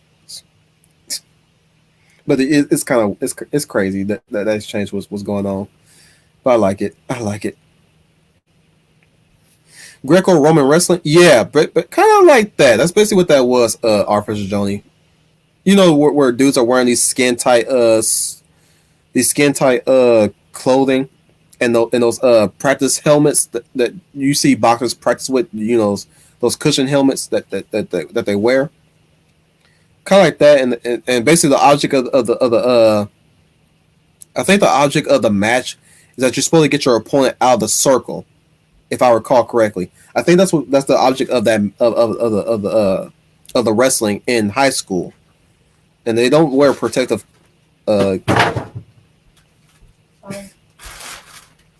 It's okay. But yeah, that's basically what he was doing, and his rival was always Duncan every single time. Um, Long story short, through this episode, I can't keep sticking to this episode. But yeah, they win the day. Kitty saves her family because her family goes to talk to Kitty because I think yeah, Professor and Aurora Monroe, Storm's real name, goes to visit her parents to recruit Kitty to the institute, and that's where they go to visit. Actually, yeah, that's where they go to the school to talk to Kitty and you know get get away from Lance because Lance threatens Jean all the same, and that's where we finally get Kitty on board to the Xavier Institute. So we get into the next episode, which is the Rogue recruit. This introduces Rogue, and this is actually one of my I think I said this. This is actually my favorite episode because this episode actually subverts expectations. Because so far we have four members of the child X-Men. I keep calling them that because I'm differentiating from adult X-Men from the child X-Men. So when I'm talking about child X-Men, I'm talking about Cyclops and his team. When I'm talking about the adults, I'm talking about Wolverine, Storm, and Xavier. So far we're hitting a sort of status quo build up for the first part of this season, and this episode subverts expectations, guys. So it starts Rogue, as you do. She's dancing. She's at a party and she's kind of like sticking out like a wallflower. Um, she's actually not in the exact same. She's actually in a different state. She's not in the exact same state as the X-Men, so they have to travel to find her.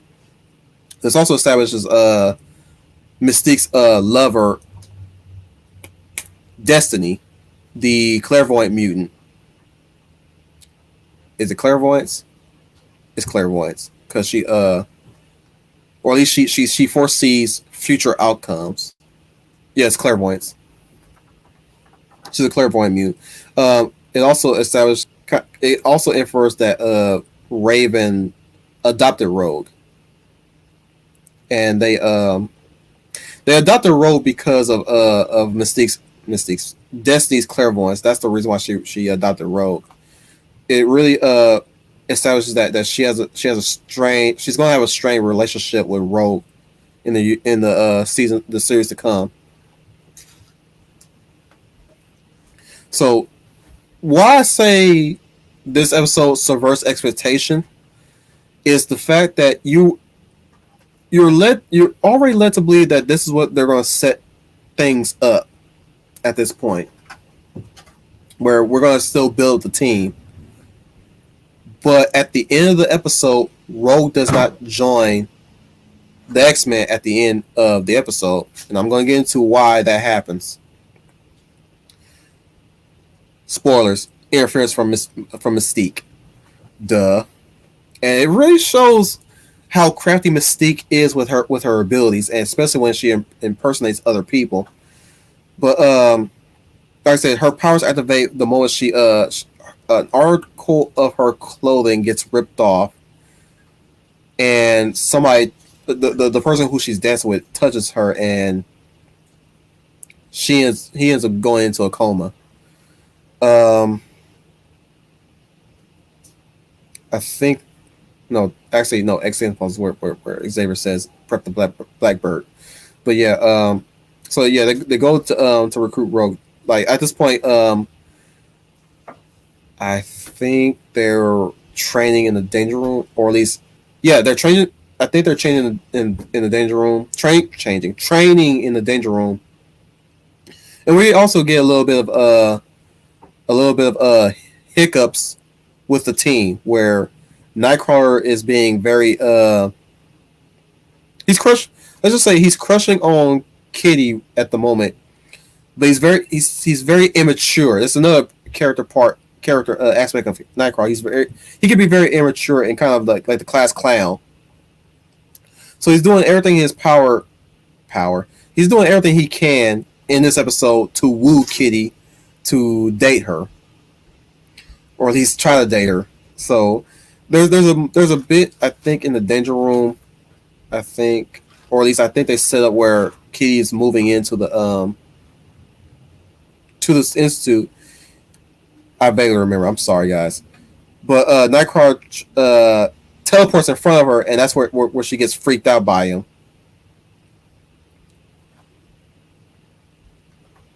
Oh, nice. Oh yeah. I'm gonna get into that schooner definitely, but yeah. So yeah, there's some shaky stuff happening.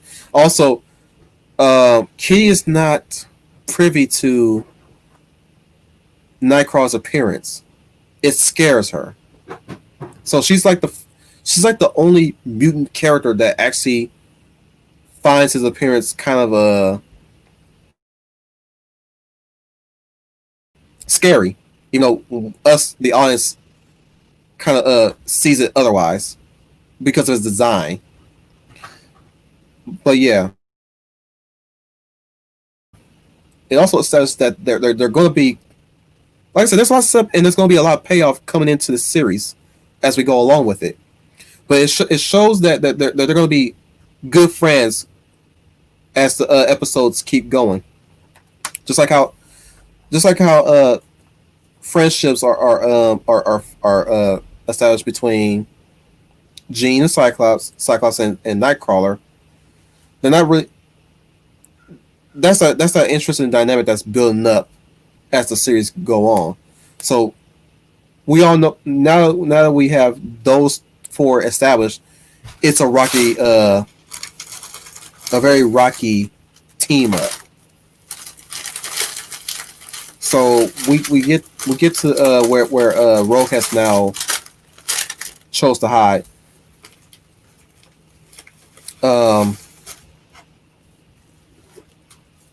Trying to think how this happens because it ends in disaster. Yeah. So far, yeah. Mystique. It starts with Mystique. Yeah. Mystique transforms into Wolverine and chases her.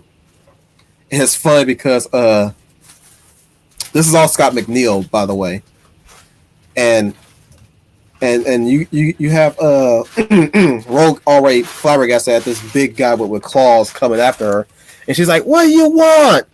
And he says, "You, girl, I want you." It's okay, Matt Nui. I'm glad that you joined us. You're always welcome. Trust me. But Scott McNeil lets out this howl, and I always laugh every time he does it because it's fun, but it's hysterical because he goes, "Oh!" That's bad, but that's as far as that's as close I can get it. That's as close I can get to how he did his howl. Actually, I didn't even talk much about. Speaking of Wolverine, I didn't even talk much about that fight between him and Sabretooth. Actually, did I?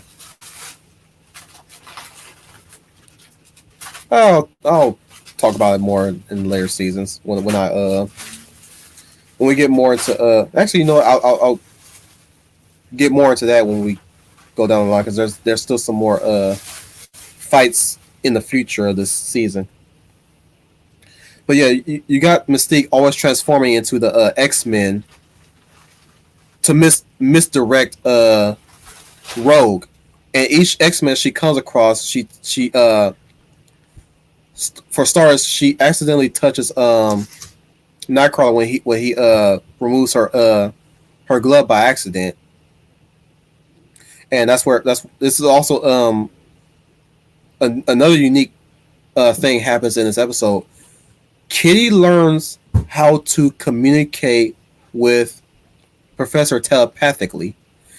That's not to say that does not mean she knows telepathy. That just means that if she screams loud enough in her mind, Professor X can detected, which was interesting. In a way, she basically establishes a psychic link between her and Professor X somewhat. How far does that psychic link goes? I don't know, because it does come up in season 2, I think. Yeah, it comes up in season 2, but she uses that to contact the professor because all the X-Men got split up to find Rogue.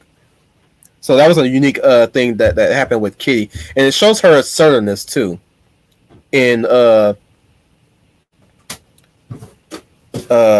heated situations. Let's go with that.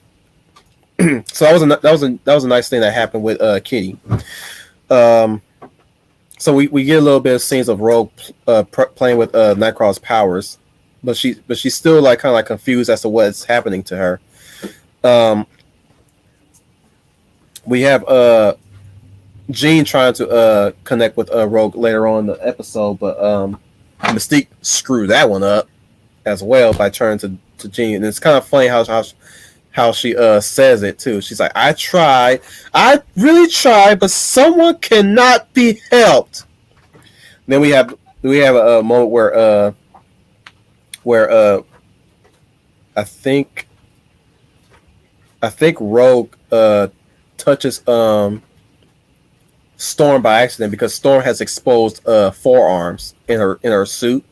Yeah, she touches her, and that's where for anybody who's seen the commercial that promoted X-Men Evolution, the scene where Rogue has her arms out and there's lightning storm, that's because she touched Storm and she's activated her powers, and a lightning storm basically happens, and that's where things get really hectic. And through the efforts of Cyclops and Jean, they got Storm out of the water, which a power line fell off and was about to hit the water. And when that was done,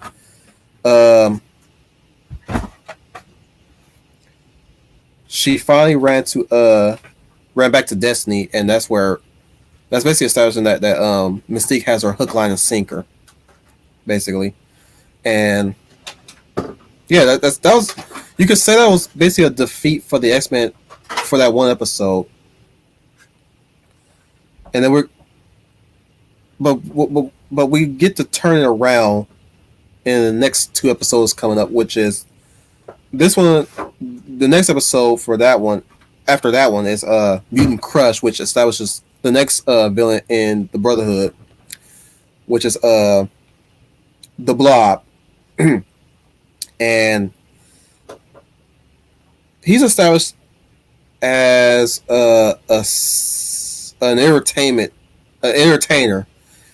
He's able to his main gig is that 2 monster trucks are chained to his arms, and they do this little tug of war thing with him.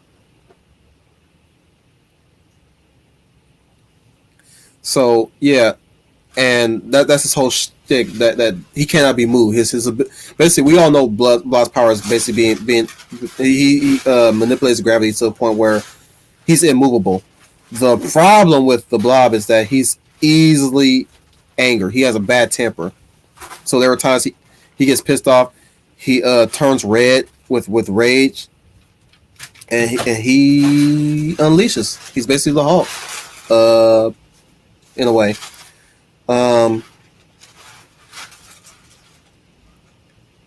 This shows ahead of its time. It shows Stalker with a crush in the worst kind of way, because when he finally gets to Bayview, when he gets recruited by Mystique, because Mystique shows up in the exact same, because that's basically why Cyclops and because we established Cyclops and Jean was at the monster truck rally, and they were there to talk to I think his name was Frank. Yeah, it was Frank. Blob's real name is Frank in this one. Yeah, Frank. Fred. It's Fred. Sorry, I don't mean to be wishy-washy on names here, but his You guys know me. Names are important to me, so it's Fred. It's definitely Fred.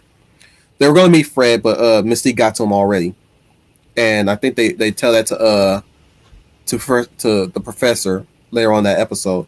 But the only reason why he's after Jean in this one as a stalker, or at least like no means yes ish towards her, it's the fact that she's been that when he got to Bayville, and he basically started a food fight after people are laughing at him because he can't stand when people laugh at him. His trigger is he can't stand that people laugh at him. That's his trigger, laughter towards him, as laughter at his own expense, basically.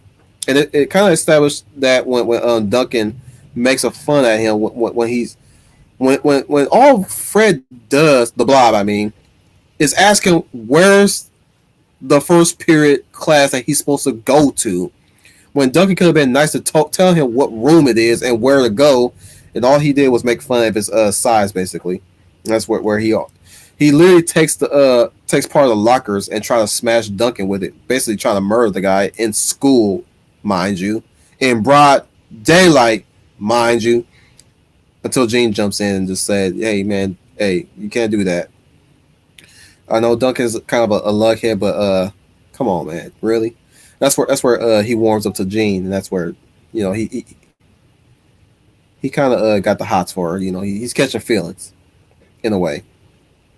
But the second time he meets Jean, he runs to Jean's the food fight. He almost kills her with a table.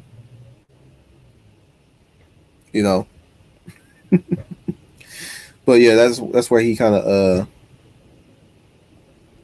he kind of get a bit too handsy towards her towards the end of the school day, and that's where this is where we're beginning to get a bit of a sort of romance between Jean and Scott Cyclops, because also Rogue is I think Rogue is now in Bayville. Yeah, she is. She's attending Bayville High, same as the guys, but she's not. The thing is, she's not a part of the Brotherhood yet. Not yet. She's there, but she's not really doing their stuff. So yeah, so later on in the episode, Fred kidnaps Jean, trying to woo her in, basically doing a what's a better analogy? It's not Beauty and the Beast. The Beast does not kidnap the Beauty, but there's a story. No, Hades is way more sophisticated than Fred. I was gonna say Hades and Persephone, but that's not the case. Yeah, no. Let's move on. So it's now a rescue mission. Jean tries to rescue herself. She's not a damsel. She may not. Let's just say this. She does get rescued at the end, but she's not. Here's the problem with people when they think about damsel in distress. It's like they think just because the person is held captive does that mean they're not capable of doing anything, or at least they don't think that they. Here's the argument I give the people, especially feminists that always think, you marry a damsel, that means she's disempowered. You're disempowering women. I'm like, excuse me, look here, Broad. I will pay you $2,000 to get kidnapped, and I want to see you try to get out of that situation. Tied up, bounded, or whatever, kidnapped. I want to see you try as a woman. Let's put your gender as a factor into this situation. I would like to see you escape captivity on your own. Hello, I'm waiting.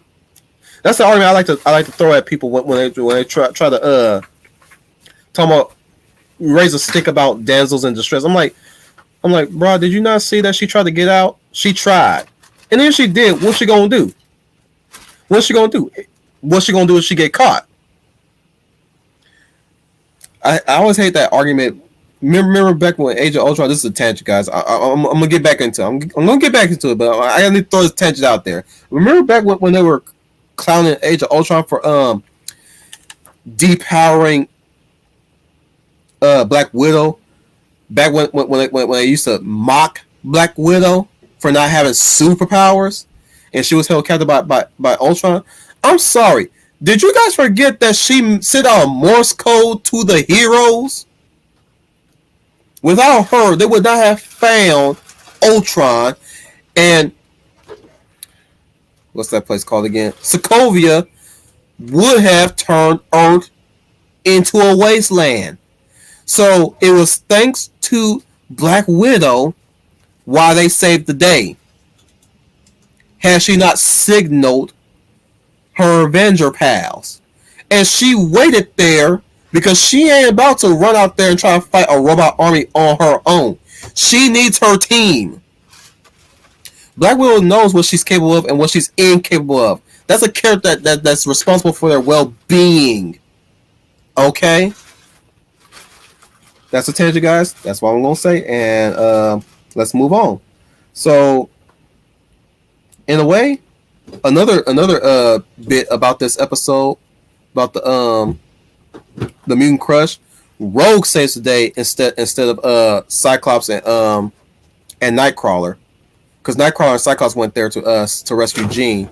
And I think the reason why, actually, I think what happened was Jean contacted Scott, and they went on their own to help her. I don't think Xavier knew yet, but they went on their own to help her. They went in their suits ready and everything.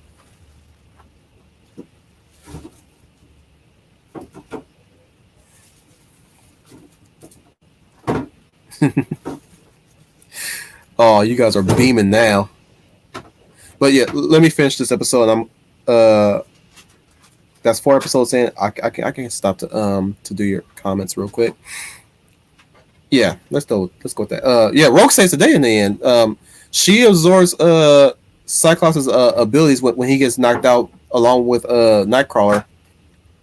She has a touching Blob, so basically she weakened him for a spell, and she shoots that dude way up in the air with Cyclops' Optic Blast into a junkyard nearby, and that's where we get the final scene where Seagull is quote unquote laughing at him. Also, I will say this in this episode, I always love the Blob's lines in this one. He's like, "Stop laughing at me!" Or, "I'm the Blob!" It's got some cool lines. Actually, you know what? Before I read your comments, let me get into the next episode. I want to try to knock another episode down because we are at the 2-hour mark. I'm trying to pace myself really well. Let me know if my pacing is doing good with these kind of streams, guys. You guys tell me. But yeah. So we're gonna you know what? Let me get into the next episode because this episode introduces Spike. And it's called Speed and Spike. It also introduced the final member of the Brotherhood, Quicksilver. So here's another tidbit. Spike is not in Bayview when he gets recruited. He's actually in. You guys who watch this series, correct me in the comments. I think he was in Detroit or Chicago when I like Spike's nickname for Aurora, Auntie O. He always called her Auntie O, Auntie O or Auntie O. But I think Spike is meant to have a slight Jamaican accent without the lingo. Or no, I think he's meant to have a hint of a African accent, sort of. or maybe it's the lingo of the state that they live in. You guys correct me in the comments, because he has this weird way of talking. Not necessarily no, not necessarily a weird way of talking. Not necessarily that, but he has an interesting accent. I I'm I think he could be Creole or maybe Jamaican descent. I mm, mm. But yeah, because he has a way of talking. He's like anti o or something like that. You guys will have to watch the series catch his words, how he talks. I will say this: whoever's idea for Evan's street attire, I hope he's not working in the industry. He or she is not working in the industry anymore. Because let me tell you this: I'm not calling racism on this one, because there's been. Let me describe Spike's design, if you will. So he has a sleeveless shirt that's tucked into his boxers, wearing shorts that are somewhat sagging. They're not sagging in a way. They're hugging they're hugging his waist properly, but his boxers are exposed, and for some reason his shirt is tucked into his boxers. And I'm thinking, whose design would? Oh, mind you, he also has blonde hair with a V-shaped cut at the back, looking like Blade, a mixture of Blade and Dennis Rodman. I'm like, I hope you don't have a job, because that was the. I'm not, like I said, I'm not calling racism on this one. That's the dumbest design you could ever give him. He's also the bedrock of all what he's basically the bedrock of what people thought black teenagers talk like. So he'll say things like "that's tight" in the most awkwardest way, or "we're just jamming," or "that's dope." Like I said, I'm not calling racism. I'm not doing that. You're right. You're right, Schooner. He's from New York. How did I forget that he's from New York? But no, I'm not like I said, I'm not saying it's a negative portrayal. It's just a misguided portrayal. That's what it is. It's misguided. He does get a better design in a later season though. He does get a better design. But yeah. So not much to say about this episode other than it establishes a rivalry between a future rivalry between sorry. You could be it establishes a rivalry between Spike and Quicksilver, which they're shown playing basketball. Kind of like it kind of reminds me of Teen Wolf, because in that moment his in a last minute shoot. Yeah, he does the winning shot, and his powers activate by slowing down his fall when he hits the ground, and he makes the winning shot. But that's where it establishes their rivalry. I also see on my notes that I'm supposed to do a Wolverine impression, so I'm going to do that now.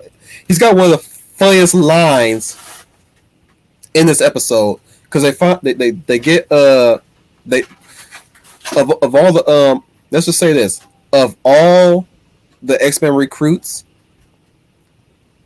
Evan and Nightcrawler were the easiest to recruit, because we already, like I said, we already have Nightcrawler. The only reason why he got recruited because he's in dire straits at this point. He has no place to go. I mean, he was already adopted, yes, but he has no place to go. And I'm pretty sure there's something going on in in Germany at the time because he's still Kurt Wagner in this one. They didn't change his name, so he's still German. He's got a German accent too. But Evan is the easiest to recruit because Storm went there herself. I think Xavier offered to join her to do it, but I think Aurora took it upon herself to do it herself, and that's where she talks to her sister and her brother-in-law. Yeah, her biological sister and her brother-in-law to recruit Evan, and I think they're aware of. Actually, you know what? They're the first person that we find out that are aware of. Well, actually, you know what? It's established that they tried to recruit Evan originally, and he turned them down initially. And this is her second time trying to recruit Evan, and this time it works. So, success. They get a win this episode.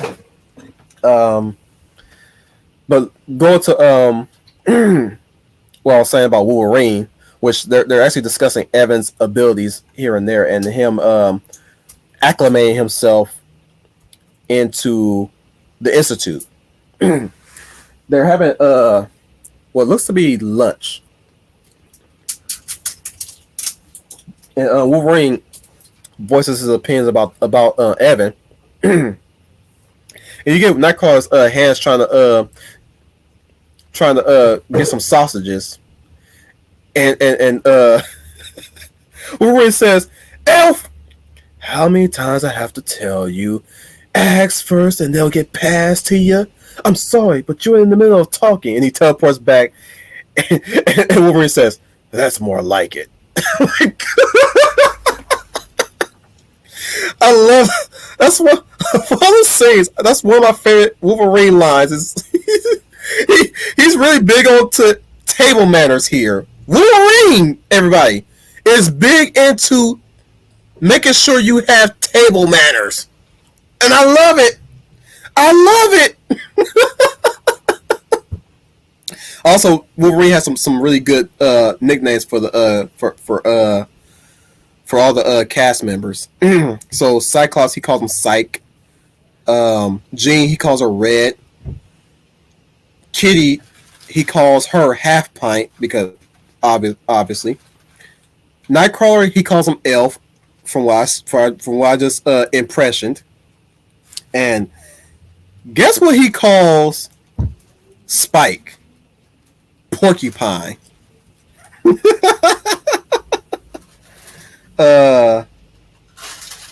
Storm, I think he just called her Storm. He still calls Xavier Chuck in this version, like he does in the 90s. He still calls Professor Chuck. But those are some nice nicknames that he gives the characters. They're pretty interesting to hear him say.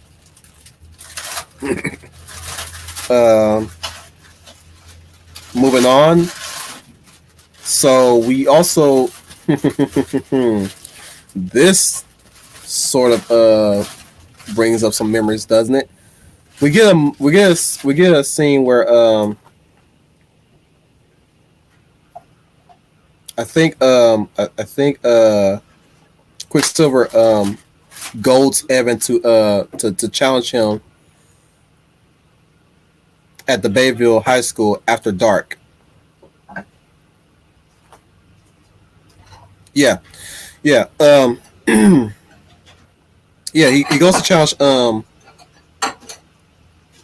Pietro. He's called Pietro in this one. I think he. Yeah. Because I think he's Pete. Yeah, I think Quicksilver is Peter Maximoff in the classic comics. But he's Pietro in this version. Yeah, I think he's Pietro. Yeah, he is Pietro. But I think he's supposed to be Peter in the comics. I think. Correct me in the comics, by the way, if you will. But he goes there. He challenged Pietro he gets basically curb stumped for his troubles, and he gets framed for trashing the lockers because Pietro uses speed to open up all the lockers, basically damaging them, and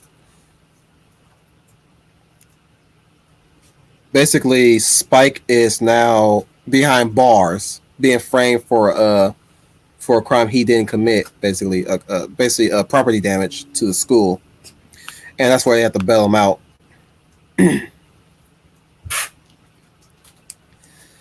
So they finally get him out of there. It ends with basically them challenging Quicksilver, which is funny because Quicksilver gets his own he gets his own suit. He makes his own suit. Yeah, he goes Evan into going after him again. Evan's in his X-Men suit this time, and he's established to use skateboarding. That's his hobby, skateboarding. So yeah, like I said, keeping it with things with the hobbies.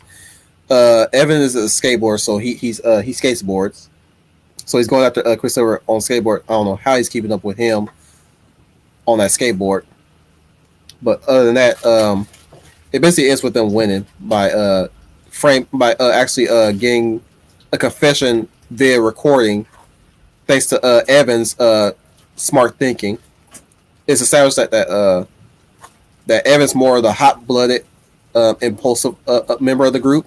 He's a wild card. He's in a way Johnny Storm of the group. So he can be easily angered, but what balances his that kind of chaotic personality is his quick thinking. He can still think on his feet. He can still think outside the box. So even though it's shown that he hasn't learned from his mistake, he actually thought one step ahead when he went after Pietro. So he has a recorder device on his person before it escalated to the penultimate fight at the end of the episode, and we got a confession out of him, and that's where instead Pietro goes to jail because he basically caused more property damage. Now the fight split out into the streets, and his weakness is basically Jean lifting him in the air. Like they can't seem to get a beat on him, at least until Jean locks him into position, and that's where they take him out, basically. But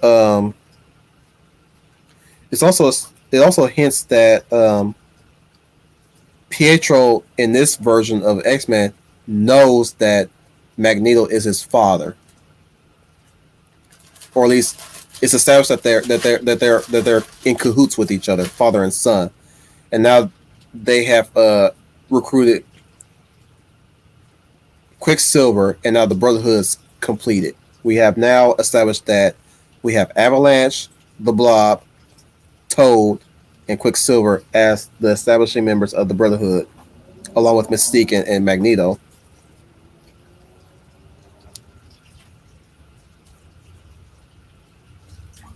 Yeah, Schooner. This is actually the episode where he specifically told her to recruit a specific mutant, his son. Or at least he actually goes directly to Pietro to recruit him. But the thing is, they try to make it seem like they don't know each other. When you know they do. Well, you find out later that they always known each other. But the way how Magneto plays it off, it's like he's very aloof about it. Let's get into your comments real quick before I get into the next episode, which is my least favorite, and I'm definitely gonna get into why it's my least favorite.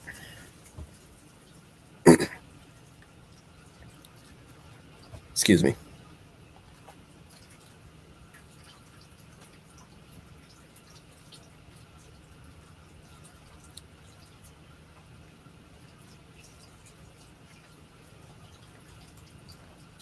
It's going to tell me about the Rogue Recruit. I love I love them in the Rogue Recruit secrets, lies, covers, and so on. talking about Destiny and Mystique's relationship with Rogue. Kind of, you know what? Again, head of his time. Two mothers. Artificial Journey with my name is an important thing. Can't remember names at all. People I've worked with for years still can't remember their names. So I think you're doing fine, Wolf. Brian Gilmarian about the Mutant Crush episode. So this guy's basically Lotor the Gene's Allura, but much worse. You can put it that way, dude. Schooner Tuna. Fred suffers from social awkwardness. He cannot properly articulate his feelings, therefore his power makes him dangerous. Yep. Especially when you have manipulate gravity to a point where you are immovable from any force. You can cushion any force, and couple that with super strength on top of that.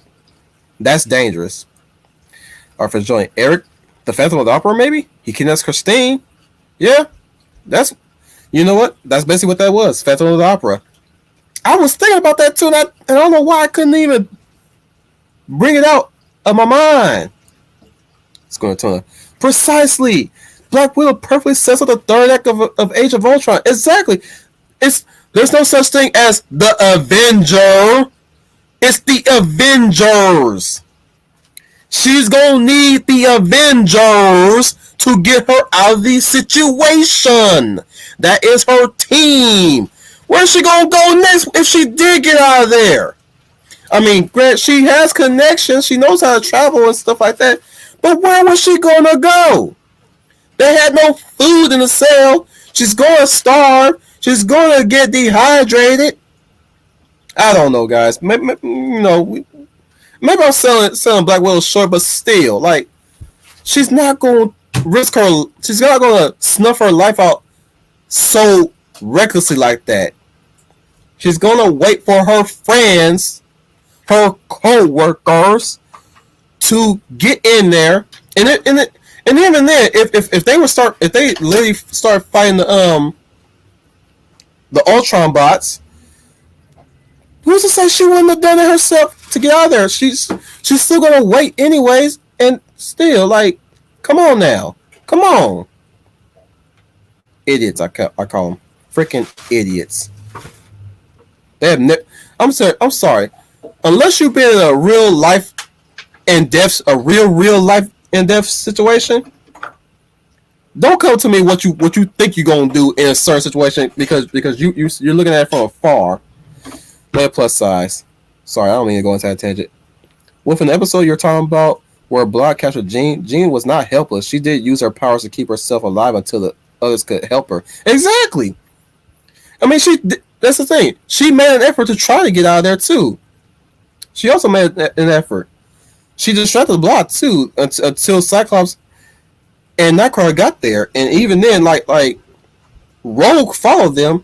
And I like this line Rogue gives them, I can't remember the line. I should, you know what? As I'm writing these, next time we get into season 2, I'm gonna write down some of the lines, memorable lines next time, because I should be more professional about this, but whatever.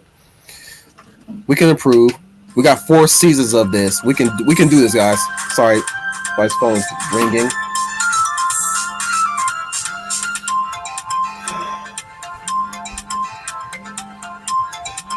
Just, yeah. Put it on silent if you will, if you can. Sorry about that, guys. You good? Thank you. Sorry. It's okay.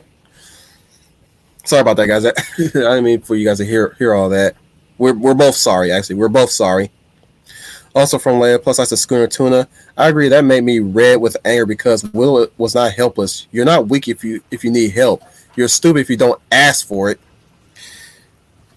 Then don't even get me started on when they went on a hissy fit when they learned that Black Widow is barren. We can get into that a bit more. Actually, you know what? I'm gonna go into more detail about my stance on that one when I do set up the pandering topic stream, because I know Leia plus size you've been wanting me to hear my thoughts about pandering. We're definitely gonna be talking about that. Definitely. Um, when we'll see. I'll make sure that's gonna be a much needed talk about. Leia plus size again. Wolf, that is why I like heroes with powers like Jean and Wanda. Uh, other sort of mind bending powers. And you like what you like, Miss Lady of Valor. You like what you like. Telekinesis is one of those fun powers to have.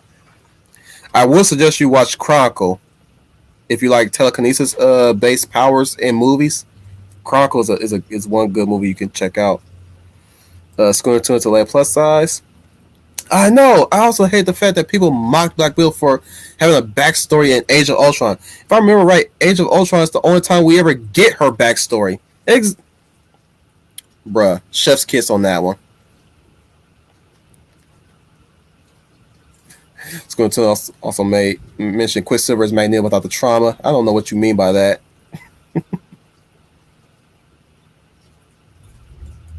Let plus size to Schooner. Agree. I wanted to see her backstory because I did not really know her, and I was fine with her story. I would have, you know what? I still would have been fine without the backstory. We didn't even get no backstory with Clint. We only got more to his story.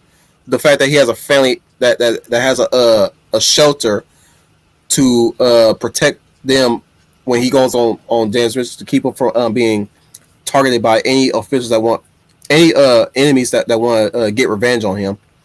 But yeah, like I said, like Clint was introduced in Thor, and we didn't get no backstory of him. So even if we didn't get no backstory with Black Widow, I would have still been fine with her because she's still a capable member and she still has character to build off of. Like we see her character in Iron Man 2, then we see more of her character in Avengers, then we get more of her character in Age of Ultron, then more in Captain.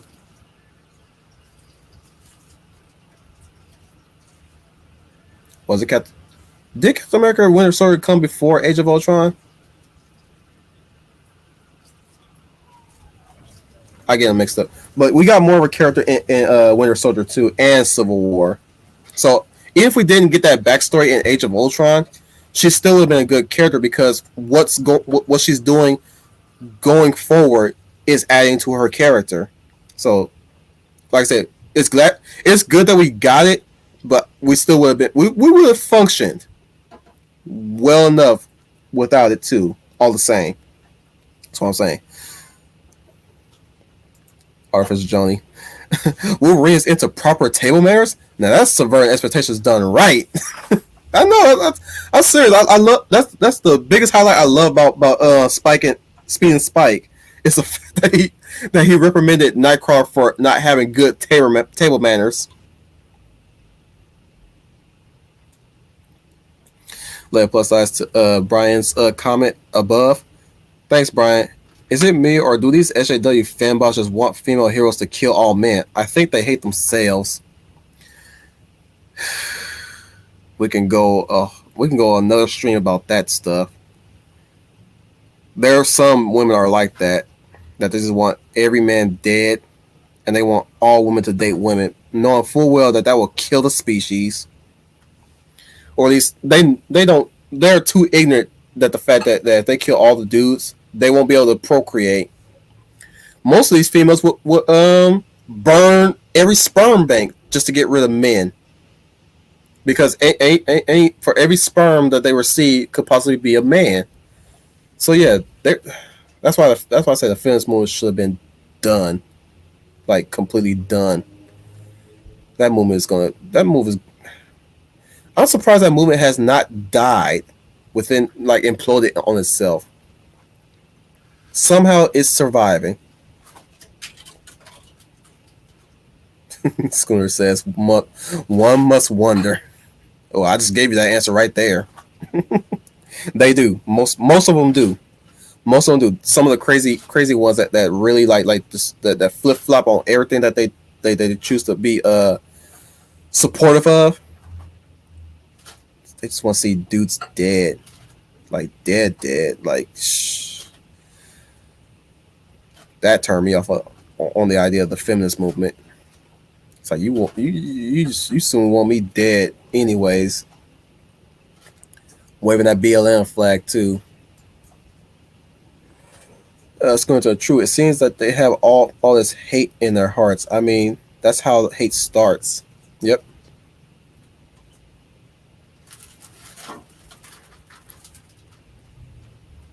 I triggered you guys. Schooner to let plus size. I'm just reading our conversations at this point. I agree. Today, hatred forms under the guise of non-hatred. They say they're fighting for equal rights, but they just want to hurt people. Brian Gill Martin. Pretty much none of these dirtbags actually want to help anyone. Just hurt them. They're basically abusers and bullies in disguise. They're wolves in sheep clothing. Artificial Joni to Schooner, Tuna, and Leia plus size indeed, and they will have the gall to call us hateful and bigoted.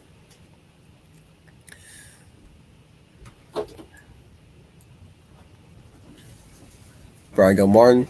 That's funny because one of my ringtones is Vampire Killer from the original Castlevania NSCS. I don't know what that means in context.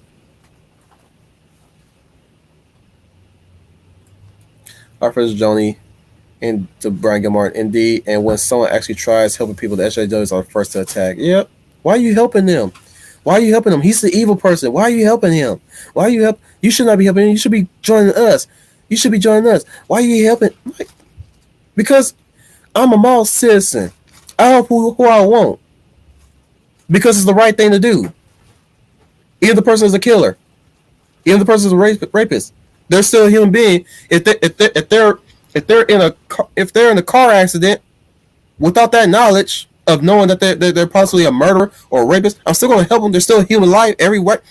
As much as I hate to say it, every life on this planet has a right to a life, regardless of what they did. It's going to making the correction where Soldier came before Age of Ultron. I thought so. But yeah, we still got more of a character even then, before we got the backstory. That's not my phone, dude. That's my wife's phone. My phone's always silent. But yeah. You with them zingers, man. I love you. I love you guys with them zingers. When you guys start throwing my way, sometimes it catches me off. Sometimes it catches me off guard. Sometimes it really just get a genuine crackle out of me. So let's get into the next episode, which is my least favorite, Middleverse. Funny enough, this episode introduces this version's Forge, which he's more of those Saturday morning TV show version of Native Americans, where he doesn't really have elaborate Native American get-ups like a feather in the hair. That comes later when we get into the later season. But he's also a man out of time, a fish out of water in this version because he was working on a science project, and it was a teleportation device, or at least a device that opens a rift into another world. So yeah, that's basically the gist of this story. Is the fact that Nightcrawler finds Forge, who's a child of the. From the way how he was talking, I'm going to assume that he might have been in the late 80s, maybe early 90s, or maybe late 90s, because he dresses in a way, but he talks in a way that kind of screams 80s. He dresses in a way that's 90s, but he talks like he's in the 80s.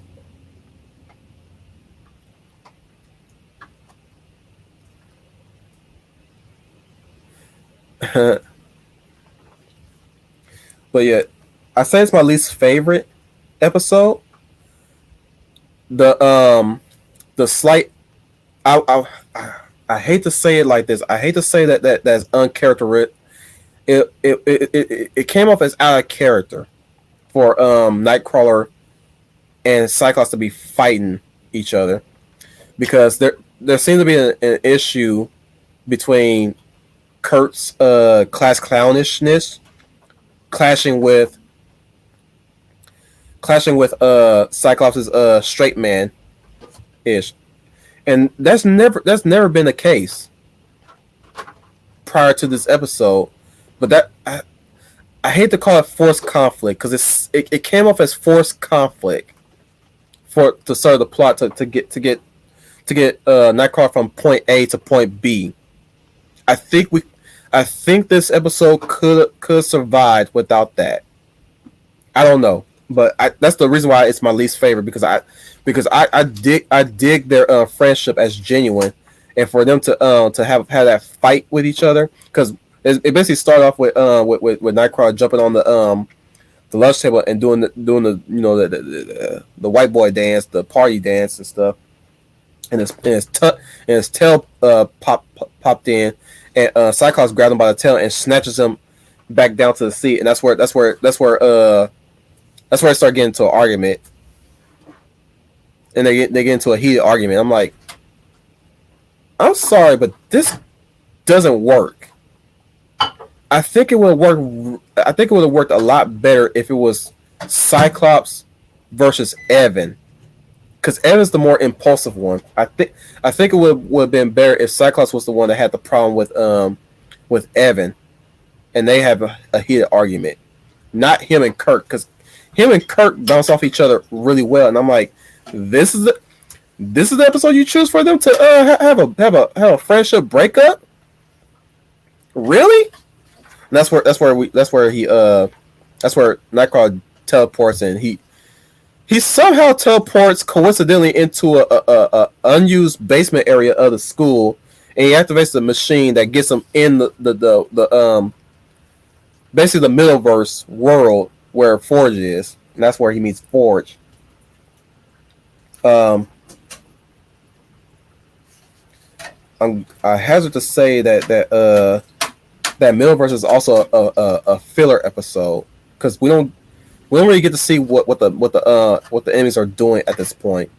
And I agree with you, Schooner. I think Toad was out to attack Nightcrawler to prove himself or something like that, to prove that he can do something. But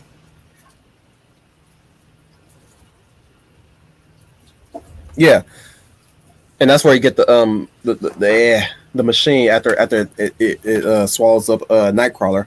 But to read Schooner's comment, the B plot of Middleverse is my favorite. Toad going on a joyride with teleportation device, and he steals all the Mystique stuff. Yeah, that I will say that is kind of funny. That is kind of funny. He even got her car. That's basically what ultimately gets them out of Middleverse. They also have to deal with Middleverse monsters. And yeah, I think this is also where they introduced the Middleverse monsters. No, actually, no, this is not where. No, the plot of it being is the fact that he meets Forge, he talks to Forge. The problem is even though they have a way to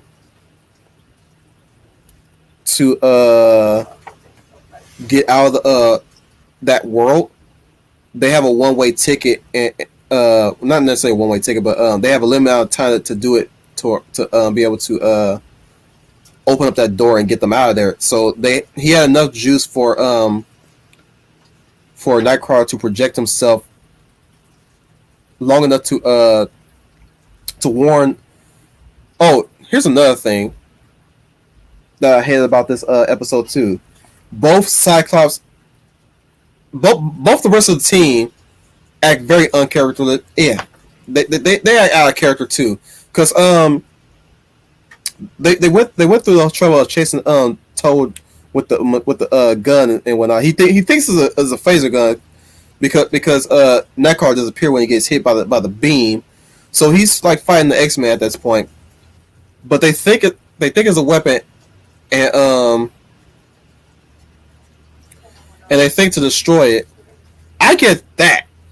I get their first thought. Both Cyclops and Evan was to destroy because Nightcrawler, Toad just tried to use it to kill them, right? Quote unquote, kill them. And yeah, another assistance from Rogue, which is she points. She actually gets the machine and from Toad, and that's where that's like if you guys ever caught that episode, that's why Rogue is there, or at least Rogue was there when also there when Nightcrawler disappeared. But here's where I almost lost my stuff, guys. So Nightcrawler was able to project his self momentarily to warn them to not destroy the machine, right? He says he can barely get words out before he disappears. He's like, no, don't. It's like do something. Don't destroy. Don't. And he blanks out. That's the only thing he gives him is don't. And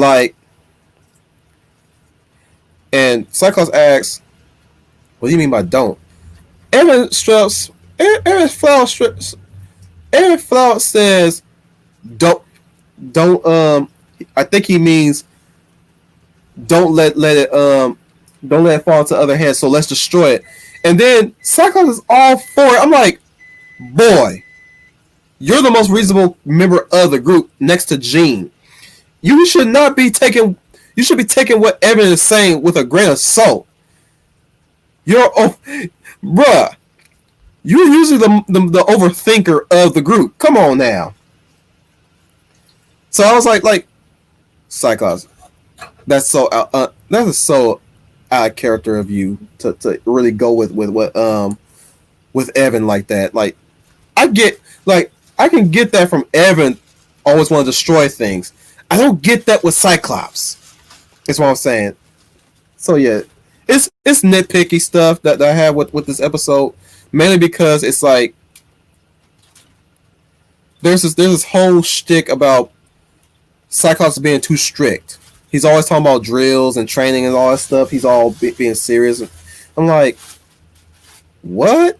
When has that ever been a problem? Sorry, I didn't mean to slip my lips on that one. When has that ever been? When has Cyclops been too strict and too training minded ever? There, in short, Milverse is one of those episodes where they had to fabricate a problem to get from point A to point B, and I'm like, this could have been written a lot better. This episode should not have happened at the expense of Cyclops, which I did mention, guys, that Cyclops is my favorite of the X-Men because he's a leader and because I love his Octave Blast. And second, and coming second behind him is Gambit, but Cyclops was always my favorite of the X-Men. And I like that really you could tell that really triggered me. How they treated Cyclops in this episode is what I'm saying, and then you got the girls in the background talking about why is all these boys thinking about destroying stuff? I'm like, oh my goodness, why does this annoy me? Because this was never a problem for me when I was younger. Why does this bother me so much? But I'm pretty sure a lot of people like this episode. I didn't like it, and when I was younger, I didn't really care for it that much. But I think that's only because a lot of the characters were acting completely out of character in this episode. The only person that was still consistent were the villains, like Rogue, Toad. Yeah, we did. Yeah, that's the thing. We did get a bit of a fight, a manufactured fight between the X-Men and the Brotherhood.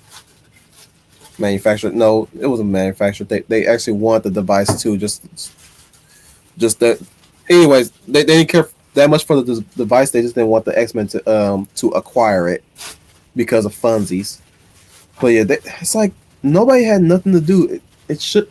I think it should just. I think this this episode would have. Here's my take of how I would have written this episode. Number one, I would have removed that forced conflict between Nightcrawler and Cyclops. The opener could have went just as well. All Nightcrawler had to do was just leave and get trapped. That's it. We didn't need that. We didn't need no fight between him and Cyclops. It should have been just the episode where he meets Forge, and that should have been the. I mean, yeah, we get a lot of screen time between him and Forge, but that should have been center stage prominently, more so than this other nonsense that happened. So yeah, like I said, Middleverse is my least favorite out of this whole season. Now let's get to the episode that kind of that basically elevated the Rogue recruit for me. The turn of the Rogue, and this episode was pretty cool too. Pretty cool. No, this is actually was well written too.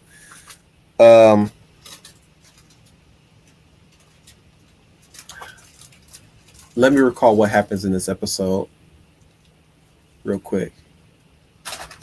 So this is where at this point the X-Men are kind of like at arm's length with Rogue. So it starts off with the Bayville students going on to a field trip. Fortunately, I do believe Jean couldn't go because her grades were slipping. I think that's what.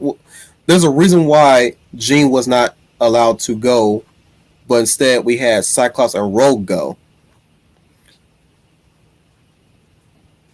Yeah, actually, I think that's what happened. I think she filled in for Jean's spot. Maybe. I don't know. But this is where Rogue finally joins the X-Men this time. In short, this is the episode where Rogue finally joins the X-Men, and now the entire children X-Men group is finally completed. And man, I would say Mystique completely screwed herself in this episode because she was trying to make sure Rogue stays under her thumb, but she showed herself by attacking Cyclops. And for the majority of this episode, Cyclops is pretty much hurt for the majority of this episode, and it's him and Rogue together, and she's trying to keep him alive while Mystique is trying to kill Cyclops, but she's not going to have that. It's also this is in short, this is where Rogue sees Mystique for what she is, and that's where she decides to join the X-Men. So that you got Cyclops, who's got a head injury. He's out for the count. They're fighting the element here, which is they're in a mountain. They're up a mountain, ice mountain. So she's got to keep them warm.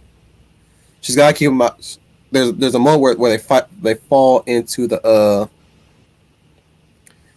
where they fall into a river, which adds more to the cold. So they got to find a way to stay warm.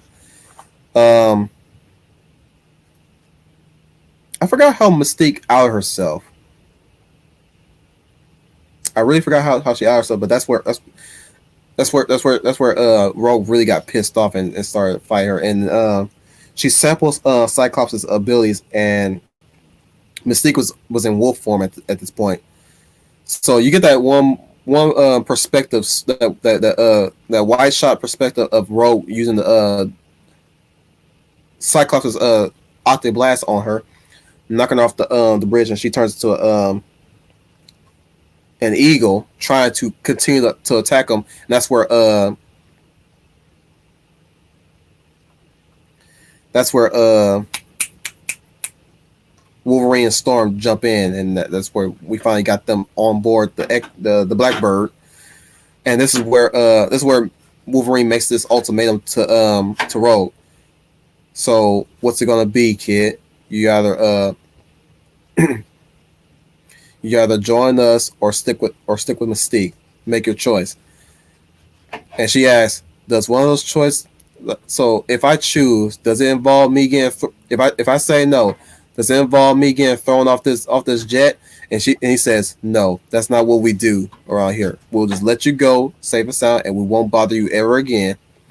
And that's where she says, "Then I choose to join you guys." So that's where it ends. It ends with Rogue joining the X-Men finally seeing Mystique for what she is, and now she's in good hands. And now we finally got the team. We finally got the team in this episode. So let's get to some more filler episode hijinks, shall we? With Spike Cam. And this is I'm hesitant to call this a filler episode. It's more of a character episode.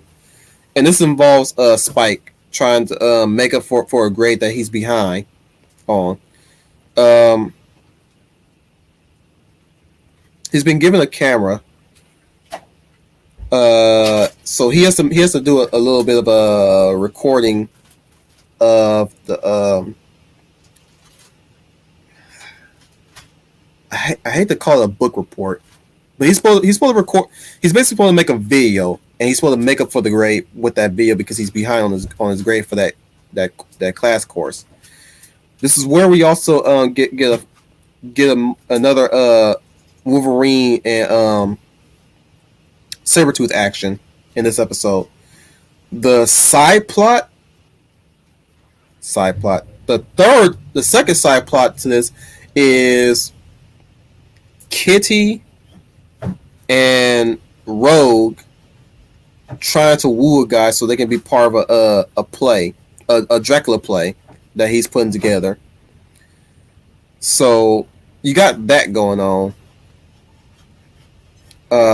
We get a little small moment with Toad trying to get recorded by Spike, which I gotta say, guys, this is where the animation gets 10 times better. No, granted, the animation is good for the first 6 episodes I've just reviewed. No, first 7 that I've reviewed so far. But this is where it gets better. Like this is where they really got better. And I'll tell you why. There's a scene in this episode, and I'm pretty sure you guys seen this video. I'm pretty sure you guys know what I'm talking about. There's a scene where both Kitty and Rogue are dancing together. And somebody made the comparison to Buffy on Twitter. Somebody made the comparison to Buffy's dancing. At the time, Buffy the Vampire Slayer was already airing. But yeah, just like Schooler knows what I'm talking about. The animation of Kitty / Rogue dancing is really good. That's why I say it got better. But because of that dance. I said, yep, this is where they got better. Also, it got better when Sabretooth started raiding the mansion. How he knows where the mansion is because Spike was recording the was recording the camera. He caught a glimpse of he caught the mansion in frame, but here's where the episode kind of lost me a bit. The camera he's using is very 90s. When you see the camera, you can tell it's kind of 90s. But it has a zoom function that is so advanced that it can spot Wolverine like he's under a microscope. He's like, there's a line he says. He's like, cool, I can see the mansion from here, and he zooms in way more, and he's able to catch Wolverine in a shot. And he's like, hey there, Mr. Logan. I was like, bruh, no way that camera's that advanced. It's not. That's like the zoom in function is telescopic. That's how good that zoom was. I'm like, no way. This is what writers think how cameras work, basically, and that's kind of that's basically how the events started, and it's dumb. It's really dumb how that is the that's basically what set up the events that happens later on. Oh, we're gonna get to that. I'm gonna give you some side trivia too for this episode. And anyways, so basically that's why Sabretooth knows where the mansion is, and that's why he started attacking the mansion because of Spike. And it's basically Spike learned. There's another Spike has to learn how to he has to learn a lesson episode. That's why I call it a Spike learns a lesson episode. And boy, we got a lot of those. For him, basically, he learns a lesson, but so you get a little bit of you get a bit of insight to how connected Professor X is. Speaking of Professor X, I haven't said much about him throughout this whole stream, have I? Not really that much, haven't I? I'm gonna remedy that soon. But Professor X is he's very well connected. He's got defenses within the mansion grounds, or at least he's able to excuse me. The Danger Room can also operate outside the mansion instead of inside the mansion, because there's a scene where where Cyclops and excuse me, sorry, let me drink something real quick to clear my throat.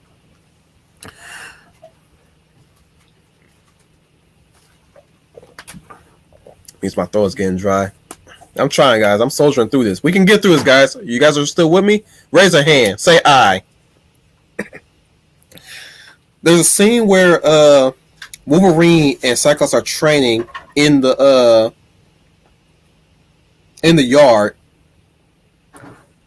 with the Danger Room equipment, and they're running in broad daylight. And I'm like, it's fun to watch, but at the same time, you tilt your head and you ask, wouldn't they be exposed? Aren't they all about being discreet?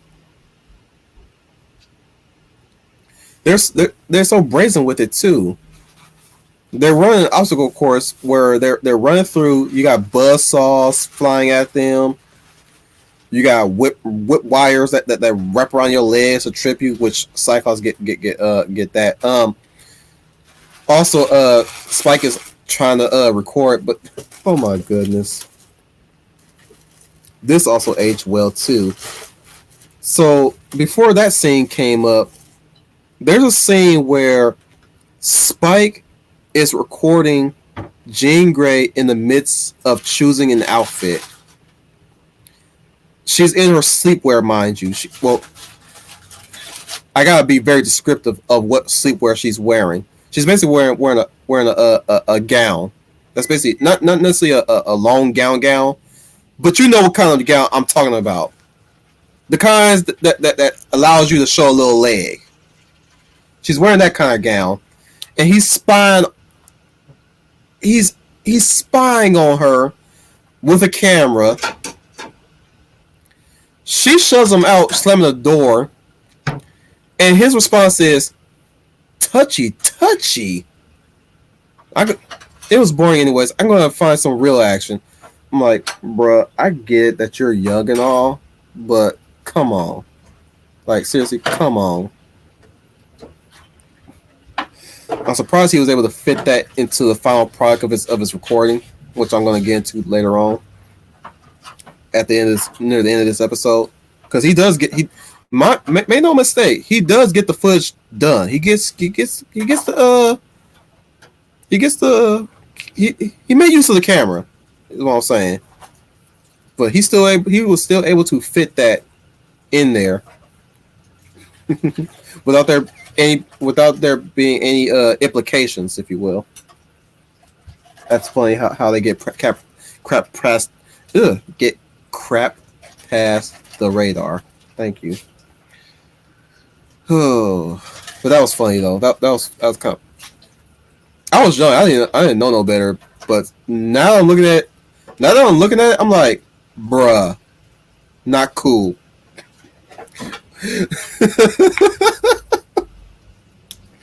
But that's how they found out that Spike has been recording them, and especially recording them in their suits practicing, and that's where Wolverine grabs the recorder, basically erases what he's already recorded, and play back what he's recorded before that recording. I don't know how cameras work, guys. I really don't.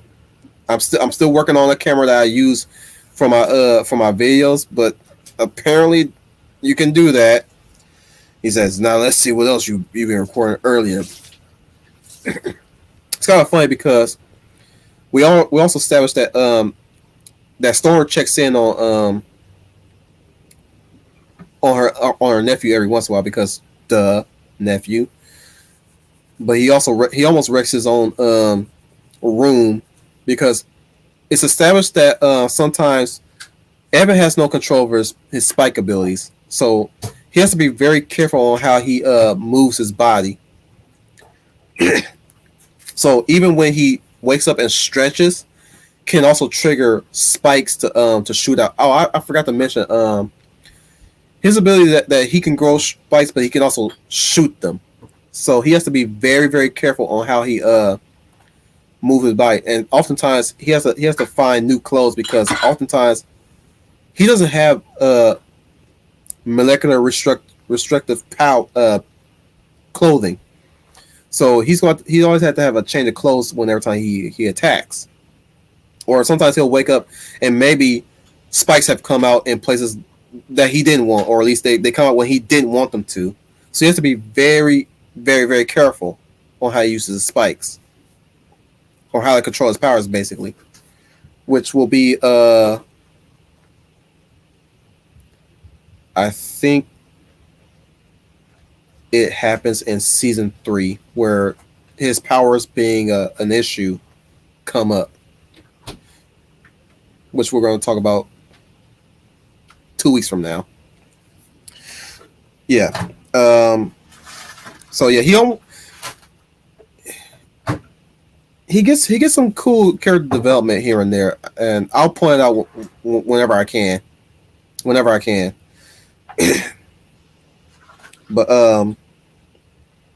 long story short, we get that brilliant dance between Kitty and Rogue by sharing each other's by touching each other, basically.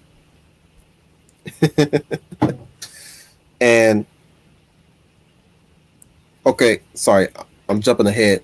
First, Sabretooth tried to attack the X-Mansion to get to Wolverine, but the defenses, as good as they weren't able to stop him. But the combined efforts of, I think, Storm, Cyclops, I do believe Jean Grey, along with Wolverine, was what made him withdraw for now.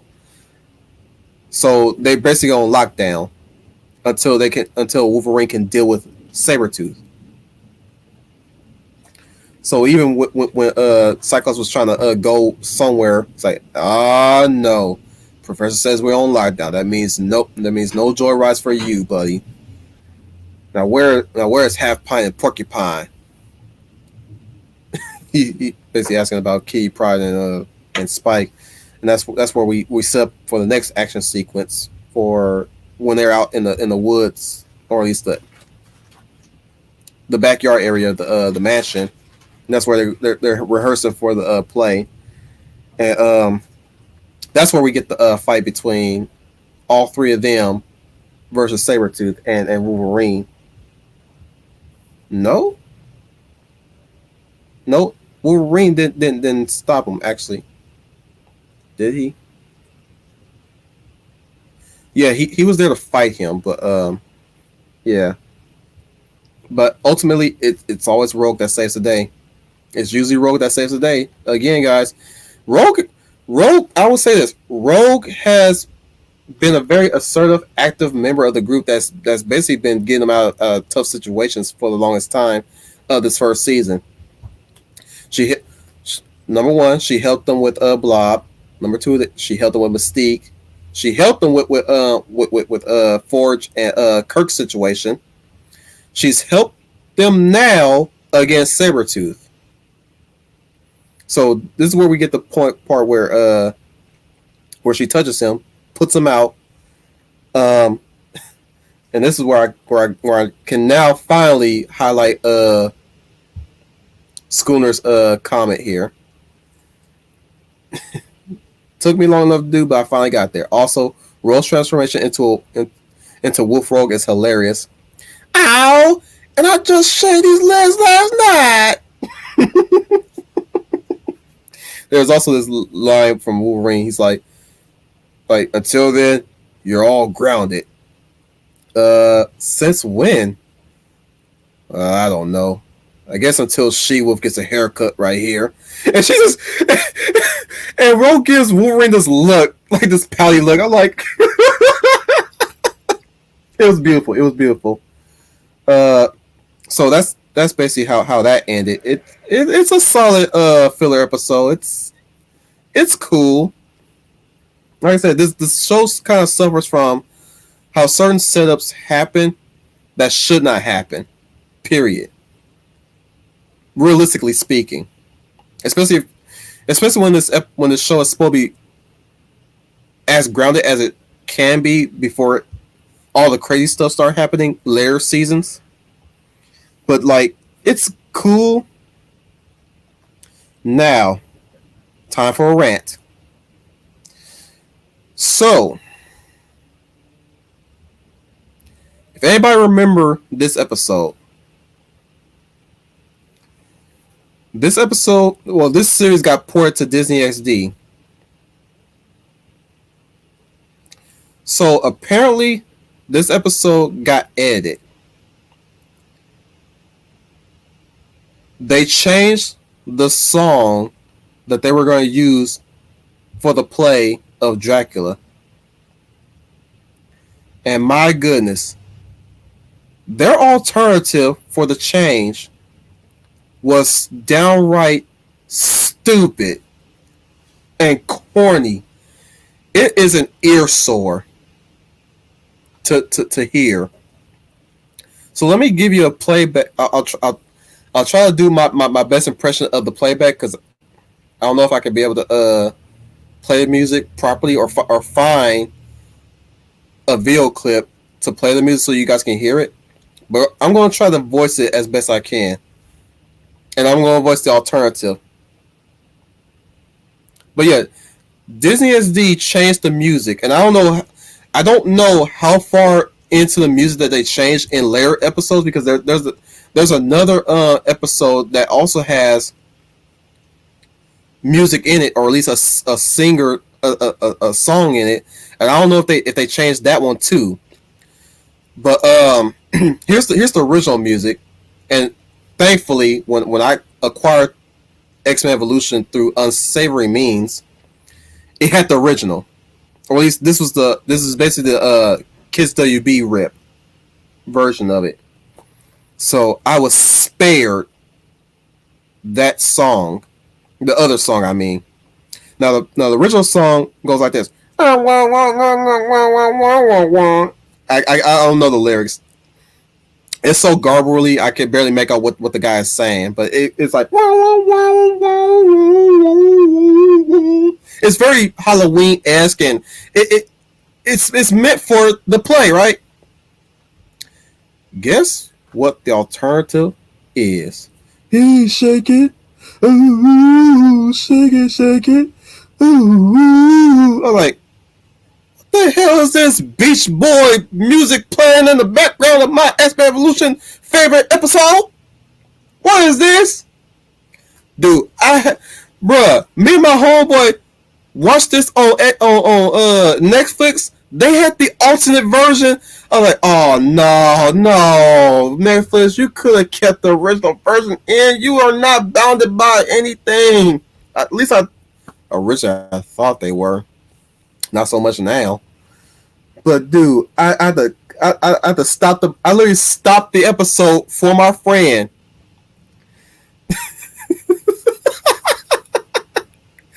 Brian Gilmartin. Love your reaction right now. But I literally stopped the episode. That's how furious I was that day when I was hanging with my friend, and back when Netflix was Netflix. Back when Netflix was cool, had Beast Wars and everything, and Batman Beyond. That the fury awakened me so bad that I stopped the episode. I said, "Bruh, that's not the real song that's not the original song they're playing." He said, "Really?" I literally stopped that, took the laptop I had at the time, and searched up the original unedited version and played it for him. I'm like, this is the song that's supposed to play.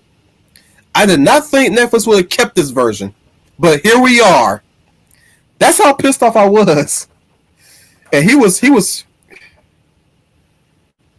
indifferent. I like Leia plus size comment here. She says, "Wolf, it's Disney. What did you expect when they get a hold of something?" This was before even. The sad thing is, this was way before they got really pronounced with their stuff. Because, mind you, this was the same Disney SD that censored Goliath blade kicking Zekos' head off. That's not cool. But they're totally fine with Bronx chewing his face off. And I'm not sorry. Let me reiterate. They censored Goliath blade kicking Coyote, the robot Coyote's head cut completely off. But they're cool with Bronx ripping off half of his face, showing the Terminator side, and Lexington blowing a hole through him. But Goliath decapitating a robot? That's where you draw the line? That's where you draw the line. Wow. Anyways, I'm sorry. I don't mean to go on a tangent like that, but I geared this time. I geared you guys up this time instead of just flying off the handle. I geared you guys up for this, but that's my biggest rant about this episode. Other than that, somewhat solid episode, cool and everything, but yeah. So we're gonna get into the next episode, which was a very interesting take on the Nightcrawler. On Nightcrawler. This is a Nightcrawler episode called Shadowed Pass, and I say this is an interesting take because Rogue. Here's the thing about Rogue. We all know that she absorbs powers, but she also absorbs memories and consciousness from other people. So that part of her ability comes up in this episode where, oh, that's right, I forgot to mention in the Rogue Recruit. Turn of the Rogue. Turn of the Rogue happened. She touched Mystique in Turning of the Rogue. Wow, implications there, huh? But yeah, she touched Mystique to get her memories because she knows now. I forgot to mention in Turn of the Rogue. Cyclops was telling her how Mystique is bad and how the Brotherhood are bad, or at least he's trying to break the ice between the X-Men and Rogue because they have a shaky relationship due to what happened in Rogue Recruit. But she absorbed Mystique to get answers. See you later, Brian.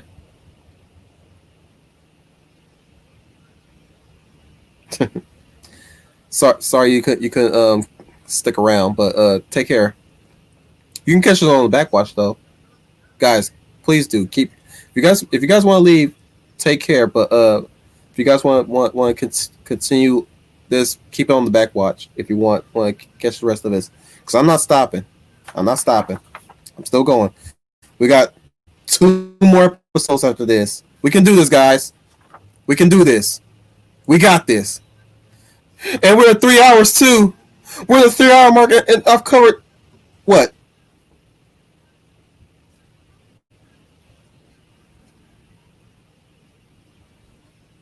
Oop, I skipped one. I'm sorry. We're not gonna talk about. We're gonna get Shadow Pass soon, but no, I actually bypassed Survival of the Fittest, and Survival of the Fittest introduces the Juggernaut. Sadly, it's my least favorite interpretation of the Juggernaut, and in this version of Evolution, Juggernaut's a mutant in this one. I don't like it. They also introduce a sort of weakness that puts him in suspended animation. He's basically locked. He's basically in lockdown in a supermax prison where this fluid slows his movement and keep him asleep. So we also get another insight in Survival of the Fittest to Xavier's connections. I think it reveals that he has connections to Shield. Yeah, this world establishes Shield too, or at least he has connections to the government. Most of the stuff is government funded. So they mentioned that, or at least they mentioned he has kind of a shaky connections here and there. But yeah, this introduced Juggernaut, but I don't like the fact that they call him a mutant in this one. I think they corrected later on when they reintroduced him because they made the correction. But Mystique releases Juggernaut, and that's where he goes on the warpath to take on Charles. The B plot of this episode is the Brotherhood and the X-Men are at boot camp, and this I guess this episode is trying to in a way it's trying to make get off this impression oh, no, actually no, this episode is foreshadowing that they're going to have to work together in future penultimate episodes of the series in each season. It's going to set up how even though they always hate each other, they can still work together. So we got the rivalry between Lance and Cyclops. Cyclops again acting a little bit out of character here. Sometimes Lance brings out the worst in actually no, not out of character. This is a character flaw in Cyclops. When there's when there's when Lance is involved, he brings out the worst in Cyclops, and Cyclops don't think clearly sometimes, and he tends to do things that goes against his character. So there's like there's a moment where they had this little canoe race, and where's the raft? I think it's a raft, and they're a raft. But put it like this: I wouldn't say Lance cheated per se. He just tripped. Let's just say he figuratively tripped over Cyclops when he used his avalanche abilities to shockwave him down and get on the thing. He didn't really. I wouldn't say he didn't cheat because cheating would mean he was doing it while they're racing. But I don't know. You guys can correct me on that one. You guys can debate me on that whether or not that was considered cheating or not. I mean, is it cheating if you trip over somebody during a race? You know what? Let's go with that. He did cheat, but Cyclops ended up doing the exact same thing by shooting his beam at Lance's boat and then crossing the finish line. So what does that say about Cyclops, basically? So you get a bit more of a character flaw in Cyclops. When push comes to shove, he tends to get a win at any cost kind of streak to him. Then you but then you got the Juggernaut released by Mystique. She's she's trying to recruit him, not necessarily recruit him. She's hiring him to recover Cerebro. That's why she wants to release Juggernaut to she knows that Kane, he's still called Kane in X-Men Evolution. She knows he wants to kill Xavier. He can do that, but she wants him to recover Cerebro, which goes horribly wrong when he finally gets to the mansion. Even though and that's what like I'm speeding through this, by the way, because it's a good episode though. It's a good episode, but there's not really much I can say about this episode other than it was a good way to establish that in later episodes the Brotherhood and the X-Men come together sometimes to take on a big issue. So you have that established. You have Wolverine trying to protect Charles to no avail. Of course, this is the Juggernaut, by the way. I like this personality of Juggernaut more so than what they. I used to like this version of Juggernaut when I was younger, personality wise, because he has this no one. I repeat, no one ever stops the Juggernaut, or no one can order me around. He's got this very deep and controlled voice, more so than his usual bombastic voice tone that we're more familiar with. You dig? I do like this line where while he's when Juggernaut's fighting Wolverine and they both trash Cerebro, because there's an early version of Cerebro that's more of a kind of a 2000s computer design. Let's go with that before they ultimately go with a new Cerebro that's a mixture of the movie version of Cerebro and the 90s version of Cerebro, which is a mixture of the two, which is interesting take. But they trash Cerebro, and she and Mystique has this line, and she says, "You completely ruined it. What'd you do? Sit on Cerebro?" I was like,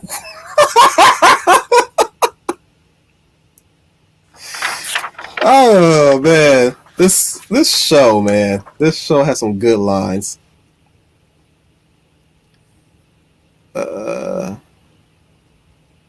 Yeah. So you get the final act in this episode where they finally learn to work together. Both the X-Men and the Brotherhood work together to get out of a situation and count on Mount Humiliation, as the drill instructor calls the mountain. Recover flag. It's a nice picture that they took to cement that they learned to work together, and Storm comes to pick them up so they can help save Professor from Juggernaut. Of course, they establish Professor's plan when they finally get to take out. Yeah, definitely Schooner. Very quotable lines in Evolution. On the blob. Oh man, I think it's made of adamantium or something. We're gonna talk about that, where that line comes from. Don't say anything, Schooner. That comes later, but I know. Yeah, we'll get there. But excuse me. Excuse me again. Excuse me. Yeah. Fight. Oh, speaking of quotable lines, each person is they're taking turns. Two groups, by the way, are taking turns trying to unlatch Juggernaut's helmet. Yeah, this is another problem I have with this version of Juggernaut. His helmet can be easily taken off by unlatching it. So, like I said, his powers are not Sirak in nature. Though we're gonna get there because the Sirak does come up. It definitely comes up, but they have to unlatch his helmet to get it off so that they can expose his mind so that Xavier can shoot psychic blast into his brain and basically show them. Oh, I didn't. Speaking of psychic blast, how they dealt with Sabretooth. So in Spike Cam, they basically drop him in the Himalayas, what it looks like, or at least basically a mountain range, and they rewrite his again Xavier with a sneaky rewrite of the memory. He basically gave Sabretooth amnesia. Also, another quotable line from Evolution in the X Impulse. I don't fight your battles. I don't fight your battles, bub. So don't come around fighting mine. And Cyclops says, "Oh yeah." No. Nightcrawler says, "Oh yeah, he loves us." And Cyclops says, "Yeah, he definitely does." So those are some cool lines too. Um, I'm backtracking, but let me get back to the yeah. Another line for Survival of the Fittest. This is from Blob. Unstoppable, me immovable. Which is funny that he says that, considering that Unstoppable actually beats Immovable in this episode. Which I still have to hit to on that one. I'm like, really? Joke. I'm like, I get it. It's a Juggernaut. He's very powerful of a mutant, but I'm like, is he really able to take down the Blob like that? Considering that the Blob is supposed to be immovable, which means just about anything. You can only beat him if you're able to move him, I guess. But I don't know. I don't know. There are times that they play fast and loose with his immovability in these shows in this series. I mean, but yeah, I like that line though from Block. I definitely it's a reference to the riddle, which was a nice touch basically. But yeah, like I know Cyclops makes a mention to Jean that them and the Brotherhood worked really well together, and she says, "Scott, don't. I mean, really. I mean, we really could. We were like a team back then, or at least there's an exchange between him and Lance, saying, you know, we work. You know, Lance says, you know, we worked really well together back there, and Cyclops is like, yeah, we really did, and Lance counts with, don't count it next time, because this is a one time deal." And the only reason why they helped the X-Men is because Mystique was also in danger. So they're basically loyalty to Mystique. That's why they helped them. Shaky alliance, basically. So let's get back into Shadow of the Past, which I ungraciously bypassed Survival of the Fittest for.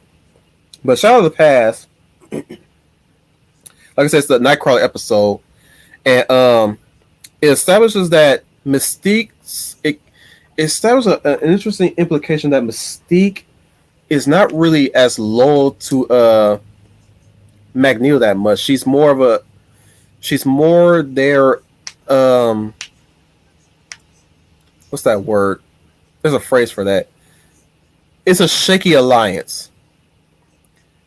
And apparently Magneto was for I don't think they really ever touched upon this one, but Magneto was the sole reason why Nightcrawler looks the way he do. Is what I'm saying. Basically, Nightcrawler was not born. Well, he was born, but I think for some reason Magneto was experimenting on Nightcrawler to get him to look the way he does in this series. It's not him being born. Nightcrawler is what happened. It's more of a forced evolution. That's basically what Magneto did to basically a forced evolution. He basically awakened mutant powers at an early age of the mutant's life stage. and we get that in Rogue's mind, which she relives Mystique's memories. So majority of this episode is Nightcrawler trying to connect Mystique in a way because now he knows that Mystique is his mother, his biological mother, and Rogue is his adopted sister. And Rogue is trying to talk him out of meeting Mystique because she really knows what Mystique is really like because the adopted daughter, she's a yes, Schooner. What are you saying right here? What McNeil was doing in this episode was the precursor to the final episode, the finale of episode 1. Exactly. Yeah, he was. We're that's.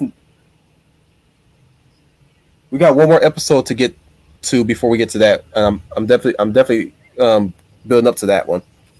But yeah, it's mostly him trying to connect with Mystique. You got moments where Mystique is trying to. You see a different side of Mystique when it comes to Kirk. Kurt. I said Kirk. It's Kurt. So there are times she's like going out of her way to sneak around the Brotherhood because they're basically questioning her loyalty or questioning her leadership. When it comes to Nightcrawler, she's trying to protect them from being hurt and all that stuff. So that's where it boils down to the fight at the end, where they set up a trap for Nightcrawler, so he can meet his mother. I mean, no, she sets up a meeting for Nightcrawler so they can talk, but the Brotherhood take it upon themselves to take on an X-Man by himself. They're taking advantage of this, basically, and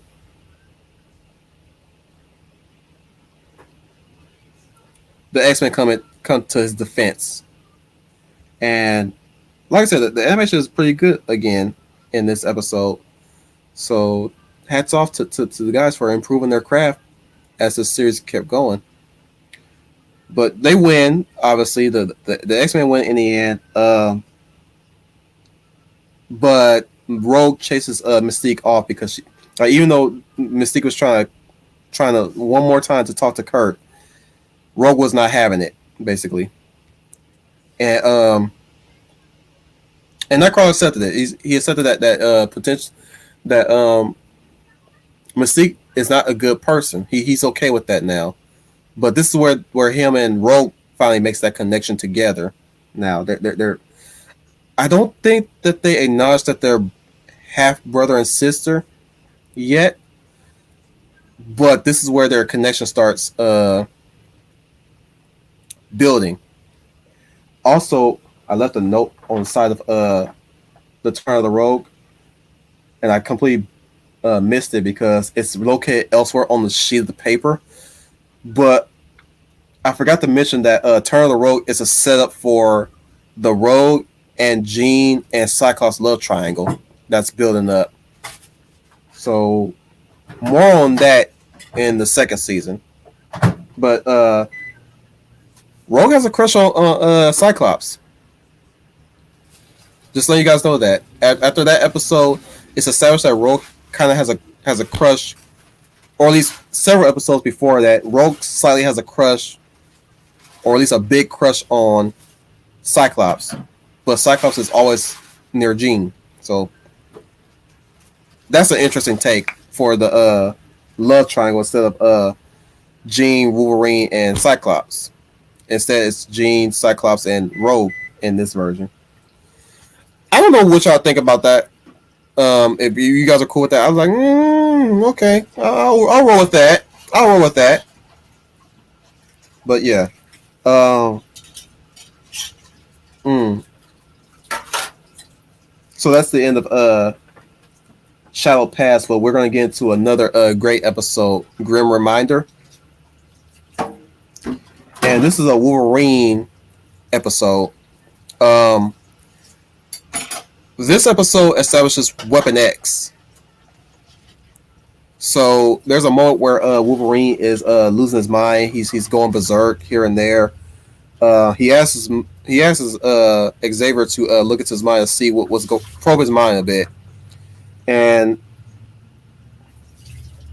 that's where we got that line where had the runt not wrecked the place, I would have had titanium bones by that point. You know. Sorry, I botched the line. I know I read I know I did the line earlier, but you guys get it. But excuse me. This is where Nightcrawler and Kitty comes in, and that's where their friendship gets their friendship starts to build more. That does not mean that they become a couple. Don't get that twisted. It's just that their friendship is getting stronger. They're good friends. Um, yeah, this is where Kitty is doing her little she's it's established that Kitty is writing to her parents because her parents are nowhere to be seen for the majority of this series now. Um, so she's writing a letter to her parents. She's talking about her friends, talking about Logan. She she don't take well to most of she likes it quiet in the morning, but the others don't make it easy for them. For her, I mean, there you go. It does, they don't make it easy for her to try to get her thoughts across while she's typing. You know, she likes silence when she wants to write to her family. But so they do Weapon X a bit differently this time. The person who sets it up, I don't think it's Stryker like in the comics. It's somebody else. They got a different name. I can't remember though. But this is where it's also established that Wolverine can be controlled through a chip in his brain. Um,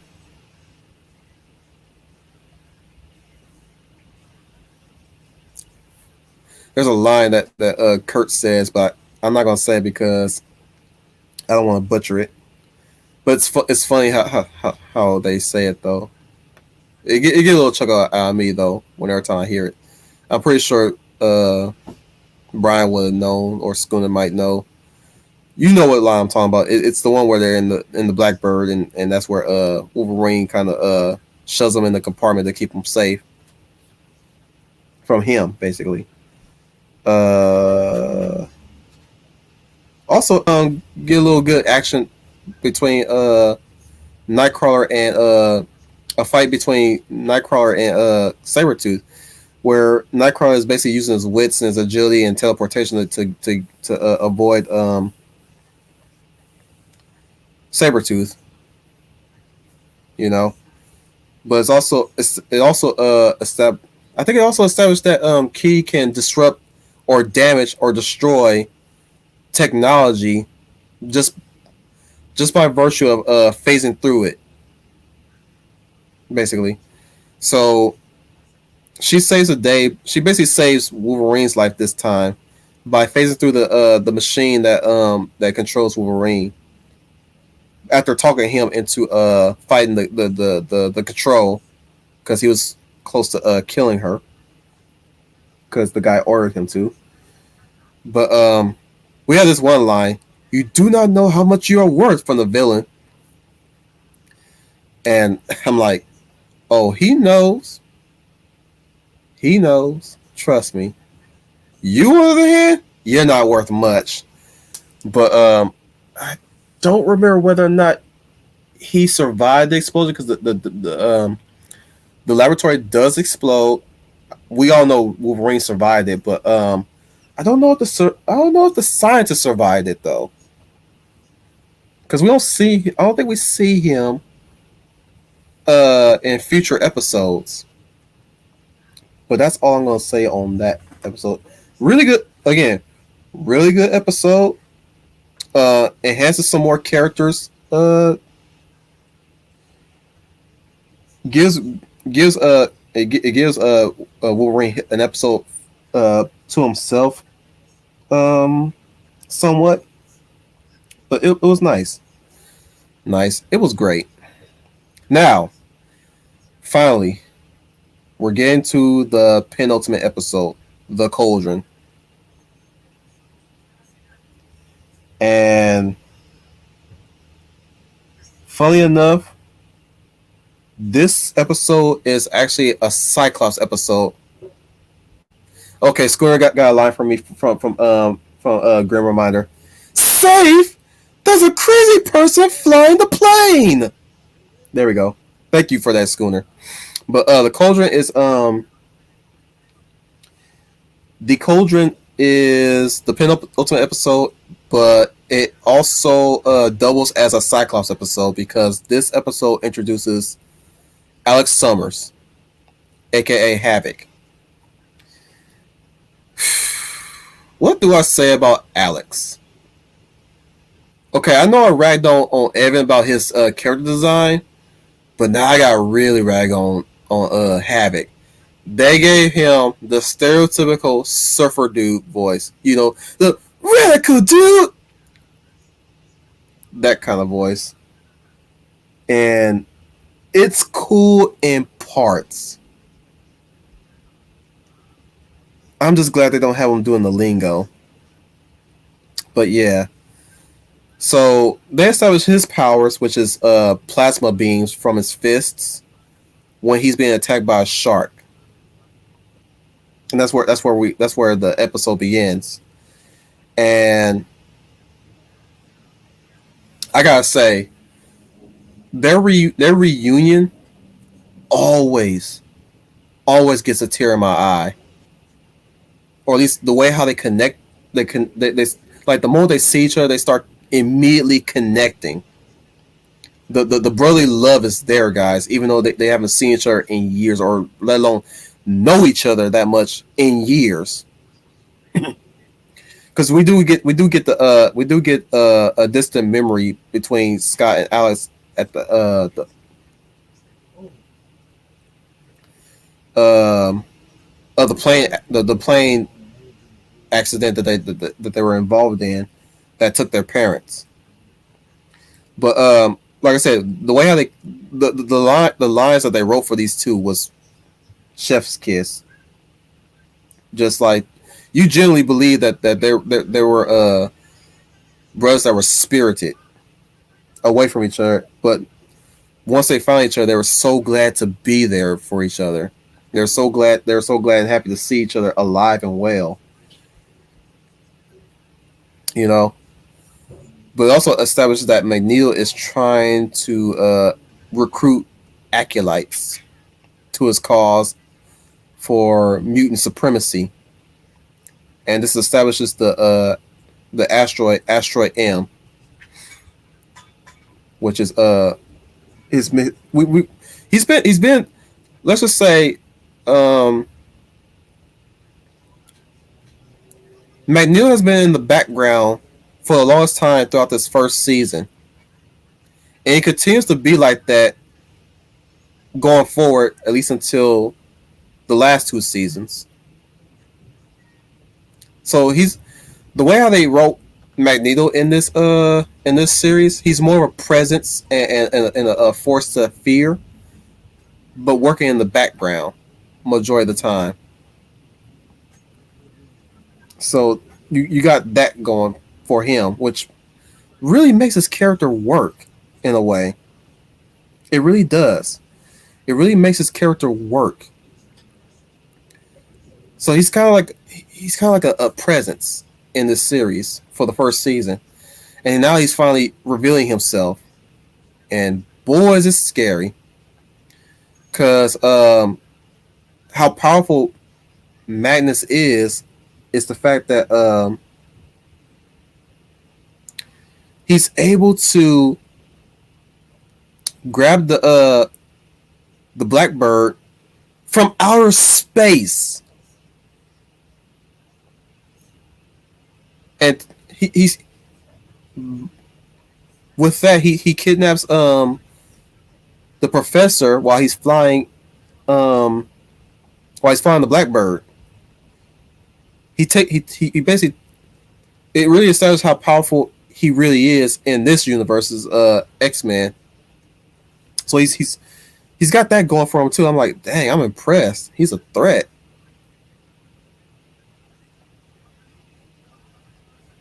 But also, yeah, let me read Schooner's comment here to add to what I'm going to say. The Cauldron is the culmination of season one. Magneto was recruiting mutants using experimentations to enhance their powers, but he realized Xavier's methods are getting better results and kidnaps them. Exactly. The whole Cauldron thing is the Brotherhood are now fighting the X-Men, and whoever wins, they get to join him on Asteroid M. And I think that was his recruitment for the Acolytes. Um, he's already gotten to Alex. Yeah, he before Scott meets Alex, he's already talking to Magneto's already talked to Alex, and that's where they get whisked away to Asteroid M willingly, and everybody else they're fighting. The X Men don't know that they're fighting a game to pick who's the strongest ones of the bunch. So whoever wins get if they're a Brotherhood member, well they just hop in the spear. If they're an X Men member, they get snagged. But with tentacles, tentacles come out of the. He uses these ores for transportation, right? And in these ores, there's tentacles, and whoever's on the X Men side that wins, they get snagged instead of jumping in on the transportation like the Brotherhood do. So we got, excuse me.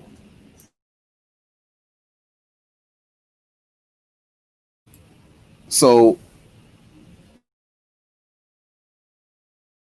we had Mystique versus Storm, which was a really good fight between her and Mystique. Because truth be told, Storm could have ended it instantly, but she wanted answers. So that's why the fight went on as long as it did. Because Storm is not only Storm is good with weather abilities, she's good at hand to hand combat, and Mystique is more than matching up on equal footing.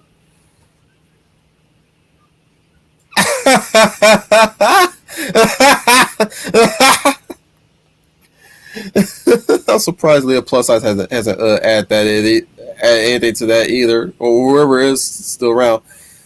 I don't know if Officer Joy is still around, but man, piggyback on that one if you will.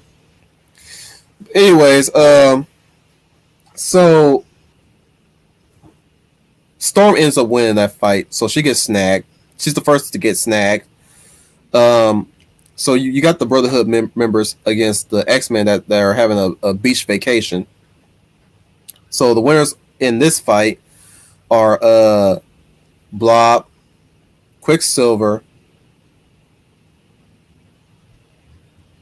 and Rogue. Yeah, those are the winners because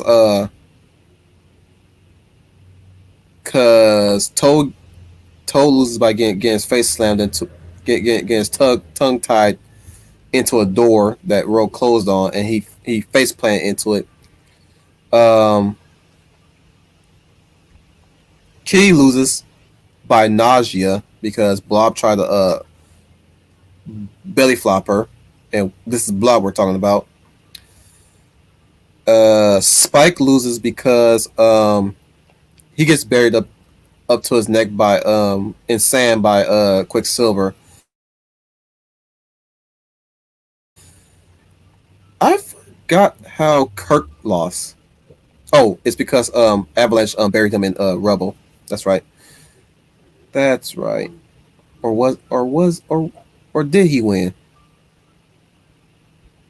I'm getting mixed up. Anyways, so there's I think. Correct me if I'm wrong. I think the Cauldron is a two-parter too. If I recall, I think the Cauldron is a two-parter.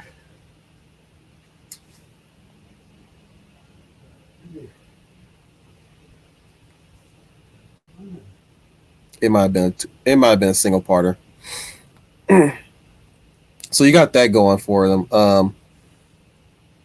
Later on in the episode, we find out Magneto is more enhanced than any other mutant on the planet through the Cyttorak crystal, the very crystal that should have been the source of the Juggernaut's abilities, but instead they made him into a mutant. But he's using the Cyttorak crystal to enhance the mutant gene to Omega level. Oh, Schooner is right. It is a two-parter. Yeah, because the file that I have, well, what I have on hand, they put it together basically.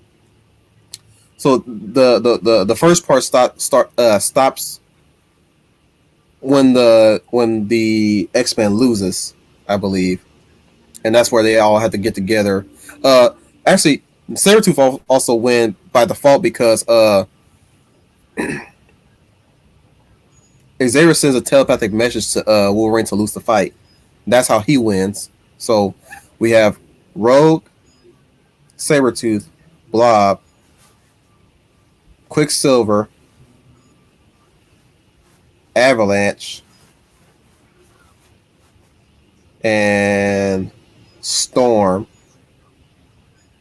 Ooh, and also Jean Grey. It's going to say it's a 1 hour episode, a 1 hour special in case of I do remember that. Yeah, Jean also win, I think. Yeah, actually, you know what? Yeah, I think Jean won, but I forgot how she won though. I think she beat Avalanche. I don't think Avalanche was part of the group of winners. I think Jean was the one who, yeah, because Jean won because she got roped up too, and she got captured as well. So yeah, I also like this line that that Alex says to he says this to Magneto. He's like, "You're not gonna nuke us in there, are you? I'm going to evolve you, Alex, and your brother too, if you're willing. All your friends." With Magneto's very majestic voice there. But of course, before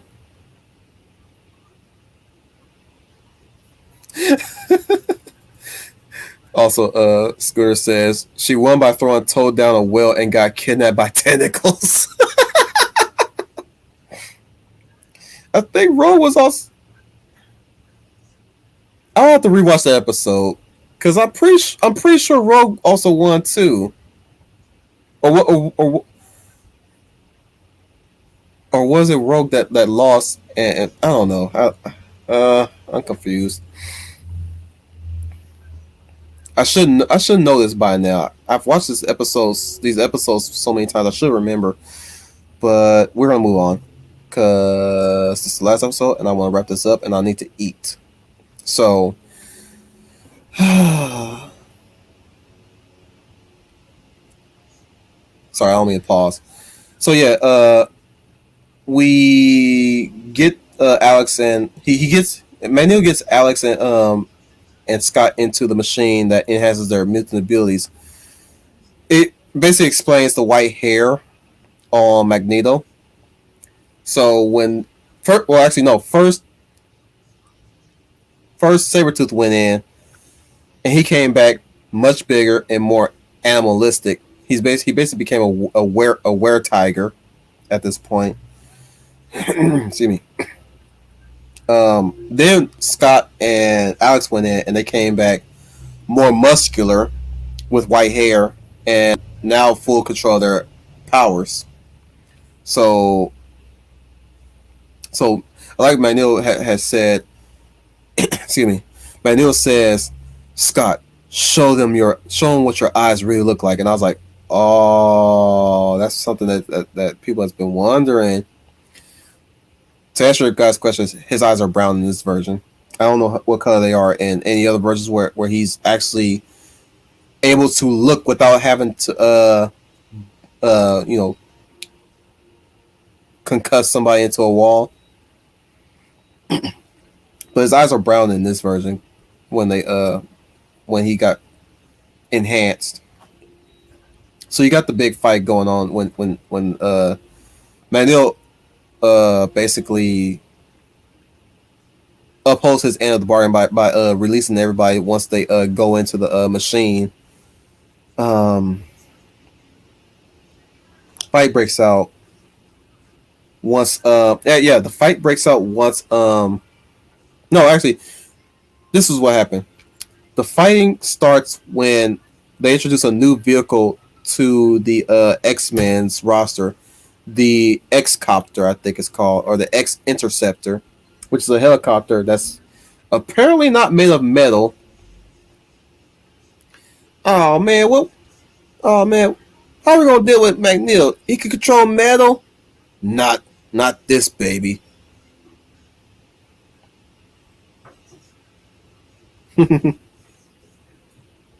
gonna do that quote pretty soon, Schooner. But Toad is worried about flying into space, and he's worried about Magneto tearing them apart before they get close. He's like, and Wolverine reassures him. He says, "Not this baby. This thing is not made of 100%. It has no ounce of metal on it. So what are we flying in? Cheap plastic or something? Oh man!" So you got that kind of exchange. And me being young, being as gullible as I am, I actually believe that helicopter was made of plastic, or at least made of very good, durable plastic. I really believe Toad in that. I don't know why, but when I literally took him at his word, like maybe they are flying in plastic. You don't know. I don't know. But that's a little fun fact about me. When I hear things, I tend to take things too literal, or I tend to take people at their word too much. A gift and a curse, because majority of the time it is true, but still, probably thinking too highly of myself on that front. But yeah. So that's where the fight begins. Obviously they go to try and they use first. Magneto tries to magnetize it, but obviously he can't. So he sends Scott and Alex to take care of it, which they do, but in such a clumsy way. Funny enough, I think the X-Jet gets wrecked, and they end up the X-Jet gets X-Jet. The X-Interceptor gets wrecked, and they use the X-Jet to escape once the machine gets wrecked too, and the whole asteroid is about to blow up. And that's where we get that whole "No, my enhancer, get out of there!" That's where Mystique jumps into the enhancer, and both of them, both him and Mystique jump into the enhancer machine. And this is an interesting thing, which I'm gonna talk more about when we get to season 2 review. But this show was still airing around the time I believe the first X-Men movie came to theaters. I do believe that's what yeah, you know what? I think that's what happened. Because from my perspective, I think 2001 did still come about, and this show was still airing, and that's where we got. No, I think the first X-Men was still 2000. Because I say this, I'm bringing this up. The reason why I'm bringing this up because Mystique comes out of the machine, and she comes out looking the way she comes out bearing a strong resemblance to what she looked like in the original X-Men movie, which is the I think her name was Veronica. The first actress who played Mystique before Jennifer Lawrence took up the mantle. I keep for Rebecca. Rebecca, the actress Rebecca version of Mystique. She came out looking like that, but with more muscles. And funny enough, when season 2 came about, they completely abandoned that design. And I do not know why. I'm gonna look that up one of these days. Well, actually, I'm gonna look that up before we get to next week's review. But it ends with a good wide shot of all members of the Brotherhood, the X-Men standing on basically what seems to be a breathable rock, I guess. I think they got back to Earth or something. I don't know. But yeah. Oh, by the way, we got a cool animation shot with when the asteroid was falling onto them. Um Cyclops and Havoc both combined their superly enhanced powers, but the way how they shot it and the way how they animated it was so beautifully done. And it shows that the bros can work together and they're bound to work together in another episode in the future to destroy the asteroid. And funny enough, that's how they return back to normal. So once the asteroid explodes and break apart, I guess the energy from the enhancer created a shockwave that basically reversed their enhanced forms. So they went back to where they was uh, before they were enhanced, basically. Um, of course, we see before that happened, two spears leaves the asteroid. So basically, oh, okay. Schooner's corrected me. Asteroid M is in the Arctic. It wasn't in space. Huh. Okay. So he knew how to float an asteroid in Earth's atmosphere. That's balls. Also from Schooner Tuna. I love how Alex and Scott fall from asteroid M's mirrors how they fell when they were kids. Only this time they take each other's hand. Yeah, yeah. That's another. That's one thing I forgot to mention. Yeah, that was a callback to their past, and yeah, I like that too. How they use their laser beams to slow their fall. That was also cool too. All the same when they destroyed the asteroid. That was excuse me. That's why I said this 2-part is mostly a Cyclops episode altogether. It's mostly a Cyclops episode because it deals with him and his brother and all that stuff. You know, you got the scene where he reminisces about how they almost lost each other. He even talks about how he survived the fall, and you know it's referencing his origin story, which is he ended up in the hospital after being in a coma, and you know, boom, boom, boom, his mutant abilities are permanently on, basically. But yeah, this show takes great pains to great effort to fit in certain things from the comics and in the original series to really formulate a story, and I like it. So that was Asteroid M, which actually one of my top favorite episodes, next to Rogue Recruit. Rogue Recruit is actually behind it. Oh, that's right. Fun fact: the Arctic is rich in magnetic waves, which Magneto uses the make the asteroid and float. Yeah, I keep forgetting that yeah, the polar, at least the Arctic ice caps are magnetically rich. That you know that explains why why the there's water, lots of water around. That's crazy. So, with that being said, that was all of season 1, and I managed to do it within 4 hours at best, instead of 5 hours like maybe the previous ones. I don't know, But yeah, that was season 1 of X-Men Evolution, which is not a bad season. Not a bad season at all. It does have its flaws on shortcomings in when it comes to individual episodes, in my opinion, that is. But it's a solid series to really start with. If you definitely want to get into X-Men animated cartoons, I would firmly would tell Schooner made it. He did it. Sorry it took so long to get there, but we made it. We did it, dude. We did it. Anyways, firmly, I will always say,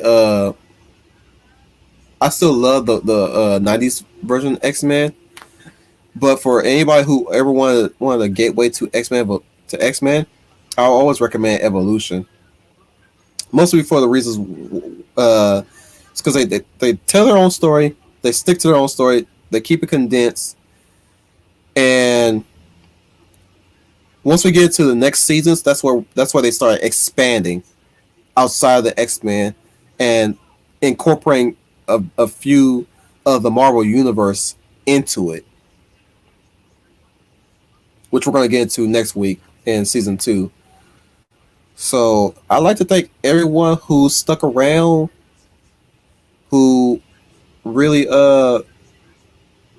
I'm also thankful for those who've seen this series, were able to follow on, and I'm sorry for those who haven't seen the series to know what the series is about. But I hope what I said to you guys, for those who have not seen this series, I hope it has technically I spoiled this whole season, but I hope it gets you interested in this series again, or at least in the case of Leia Plus Size, I'm hoping that it's now gotten you curious about this series to try to at least give it a whirl, if you will. Because I liked it. I still like it, even after rewatching it since last year. I still like X-Men Evolution. Now, like I said, there are some things I have a problem with, and we're going to get more into that when we get to the later seasons. But it's a solid series compared to the '90s X-Men, which ran for. Let me give it a look. For X-Men, the original series, it ran for 5 seasons, whereas X-Men Evolution went up to 4 seasons. And sadly, as I was saying this right now, it would have went 5 seasons, and of course, the 5th season going forward, I think they were going to go out of excuse me. They were going out of their way to get out of the Saved by the Bell aspect of Evolution once 5th season was going to be going, but unfortunately the series got canceled. So we'll get more into that when we finally get there. And I like you guys. You guys are patient enough with the Wolf Commander. I love you guys. So that'll be it for today for the Wolf Commander X-Men Evolution review stream. I thank everybody for joining me tonight. This afternoon, I mean. So later on, Catholic Bible Geek is doing, or I think the professor is doing a book study of Narnia, or they might be doing their Lion, Witch, and the Wardrobe rewatch tonight. It's one of the two.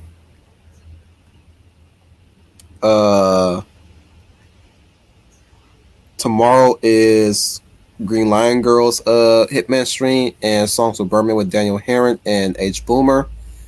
Thursday will be the Wolf Commander Rambles Modern Writer's Fixation on Toxic Relationships. So be ready for that one, guys. This one will be a doozy. Later on that day will be the Catholic Bible Geek doing Bible study. Oh, tomorrow also No, no.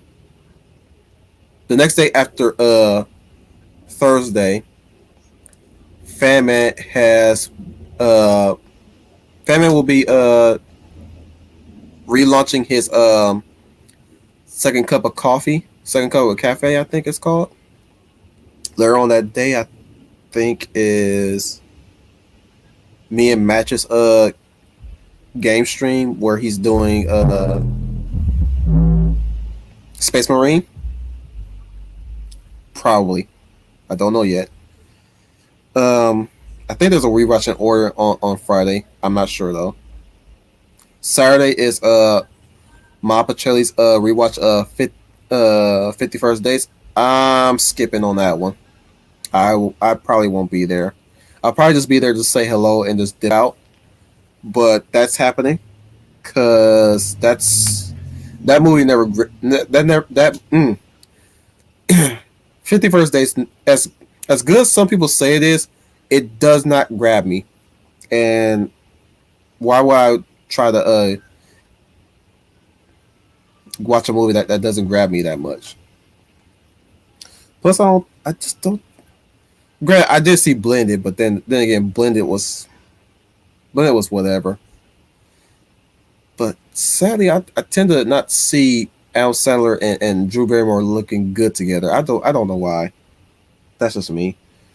Sunday, nothing going on my end, no rewatches or we watches, but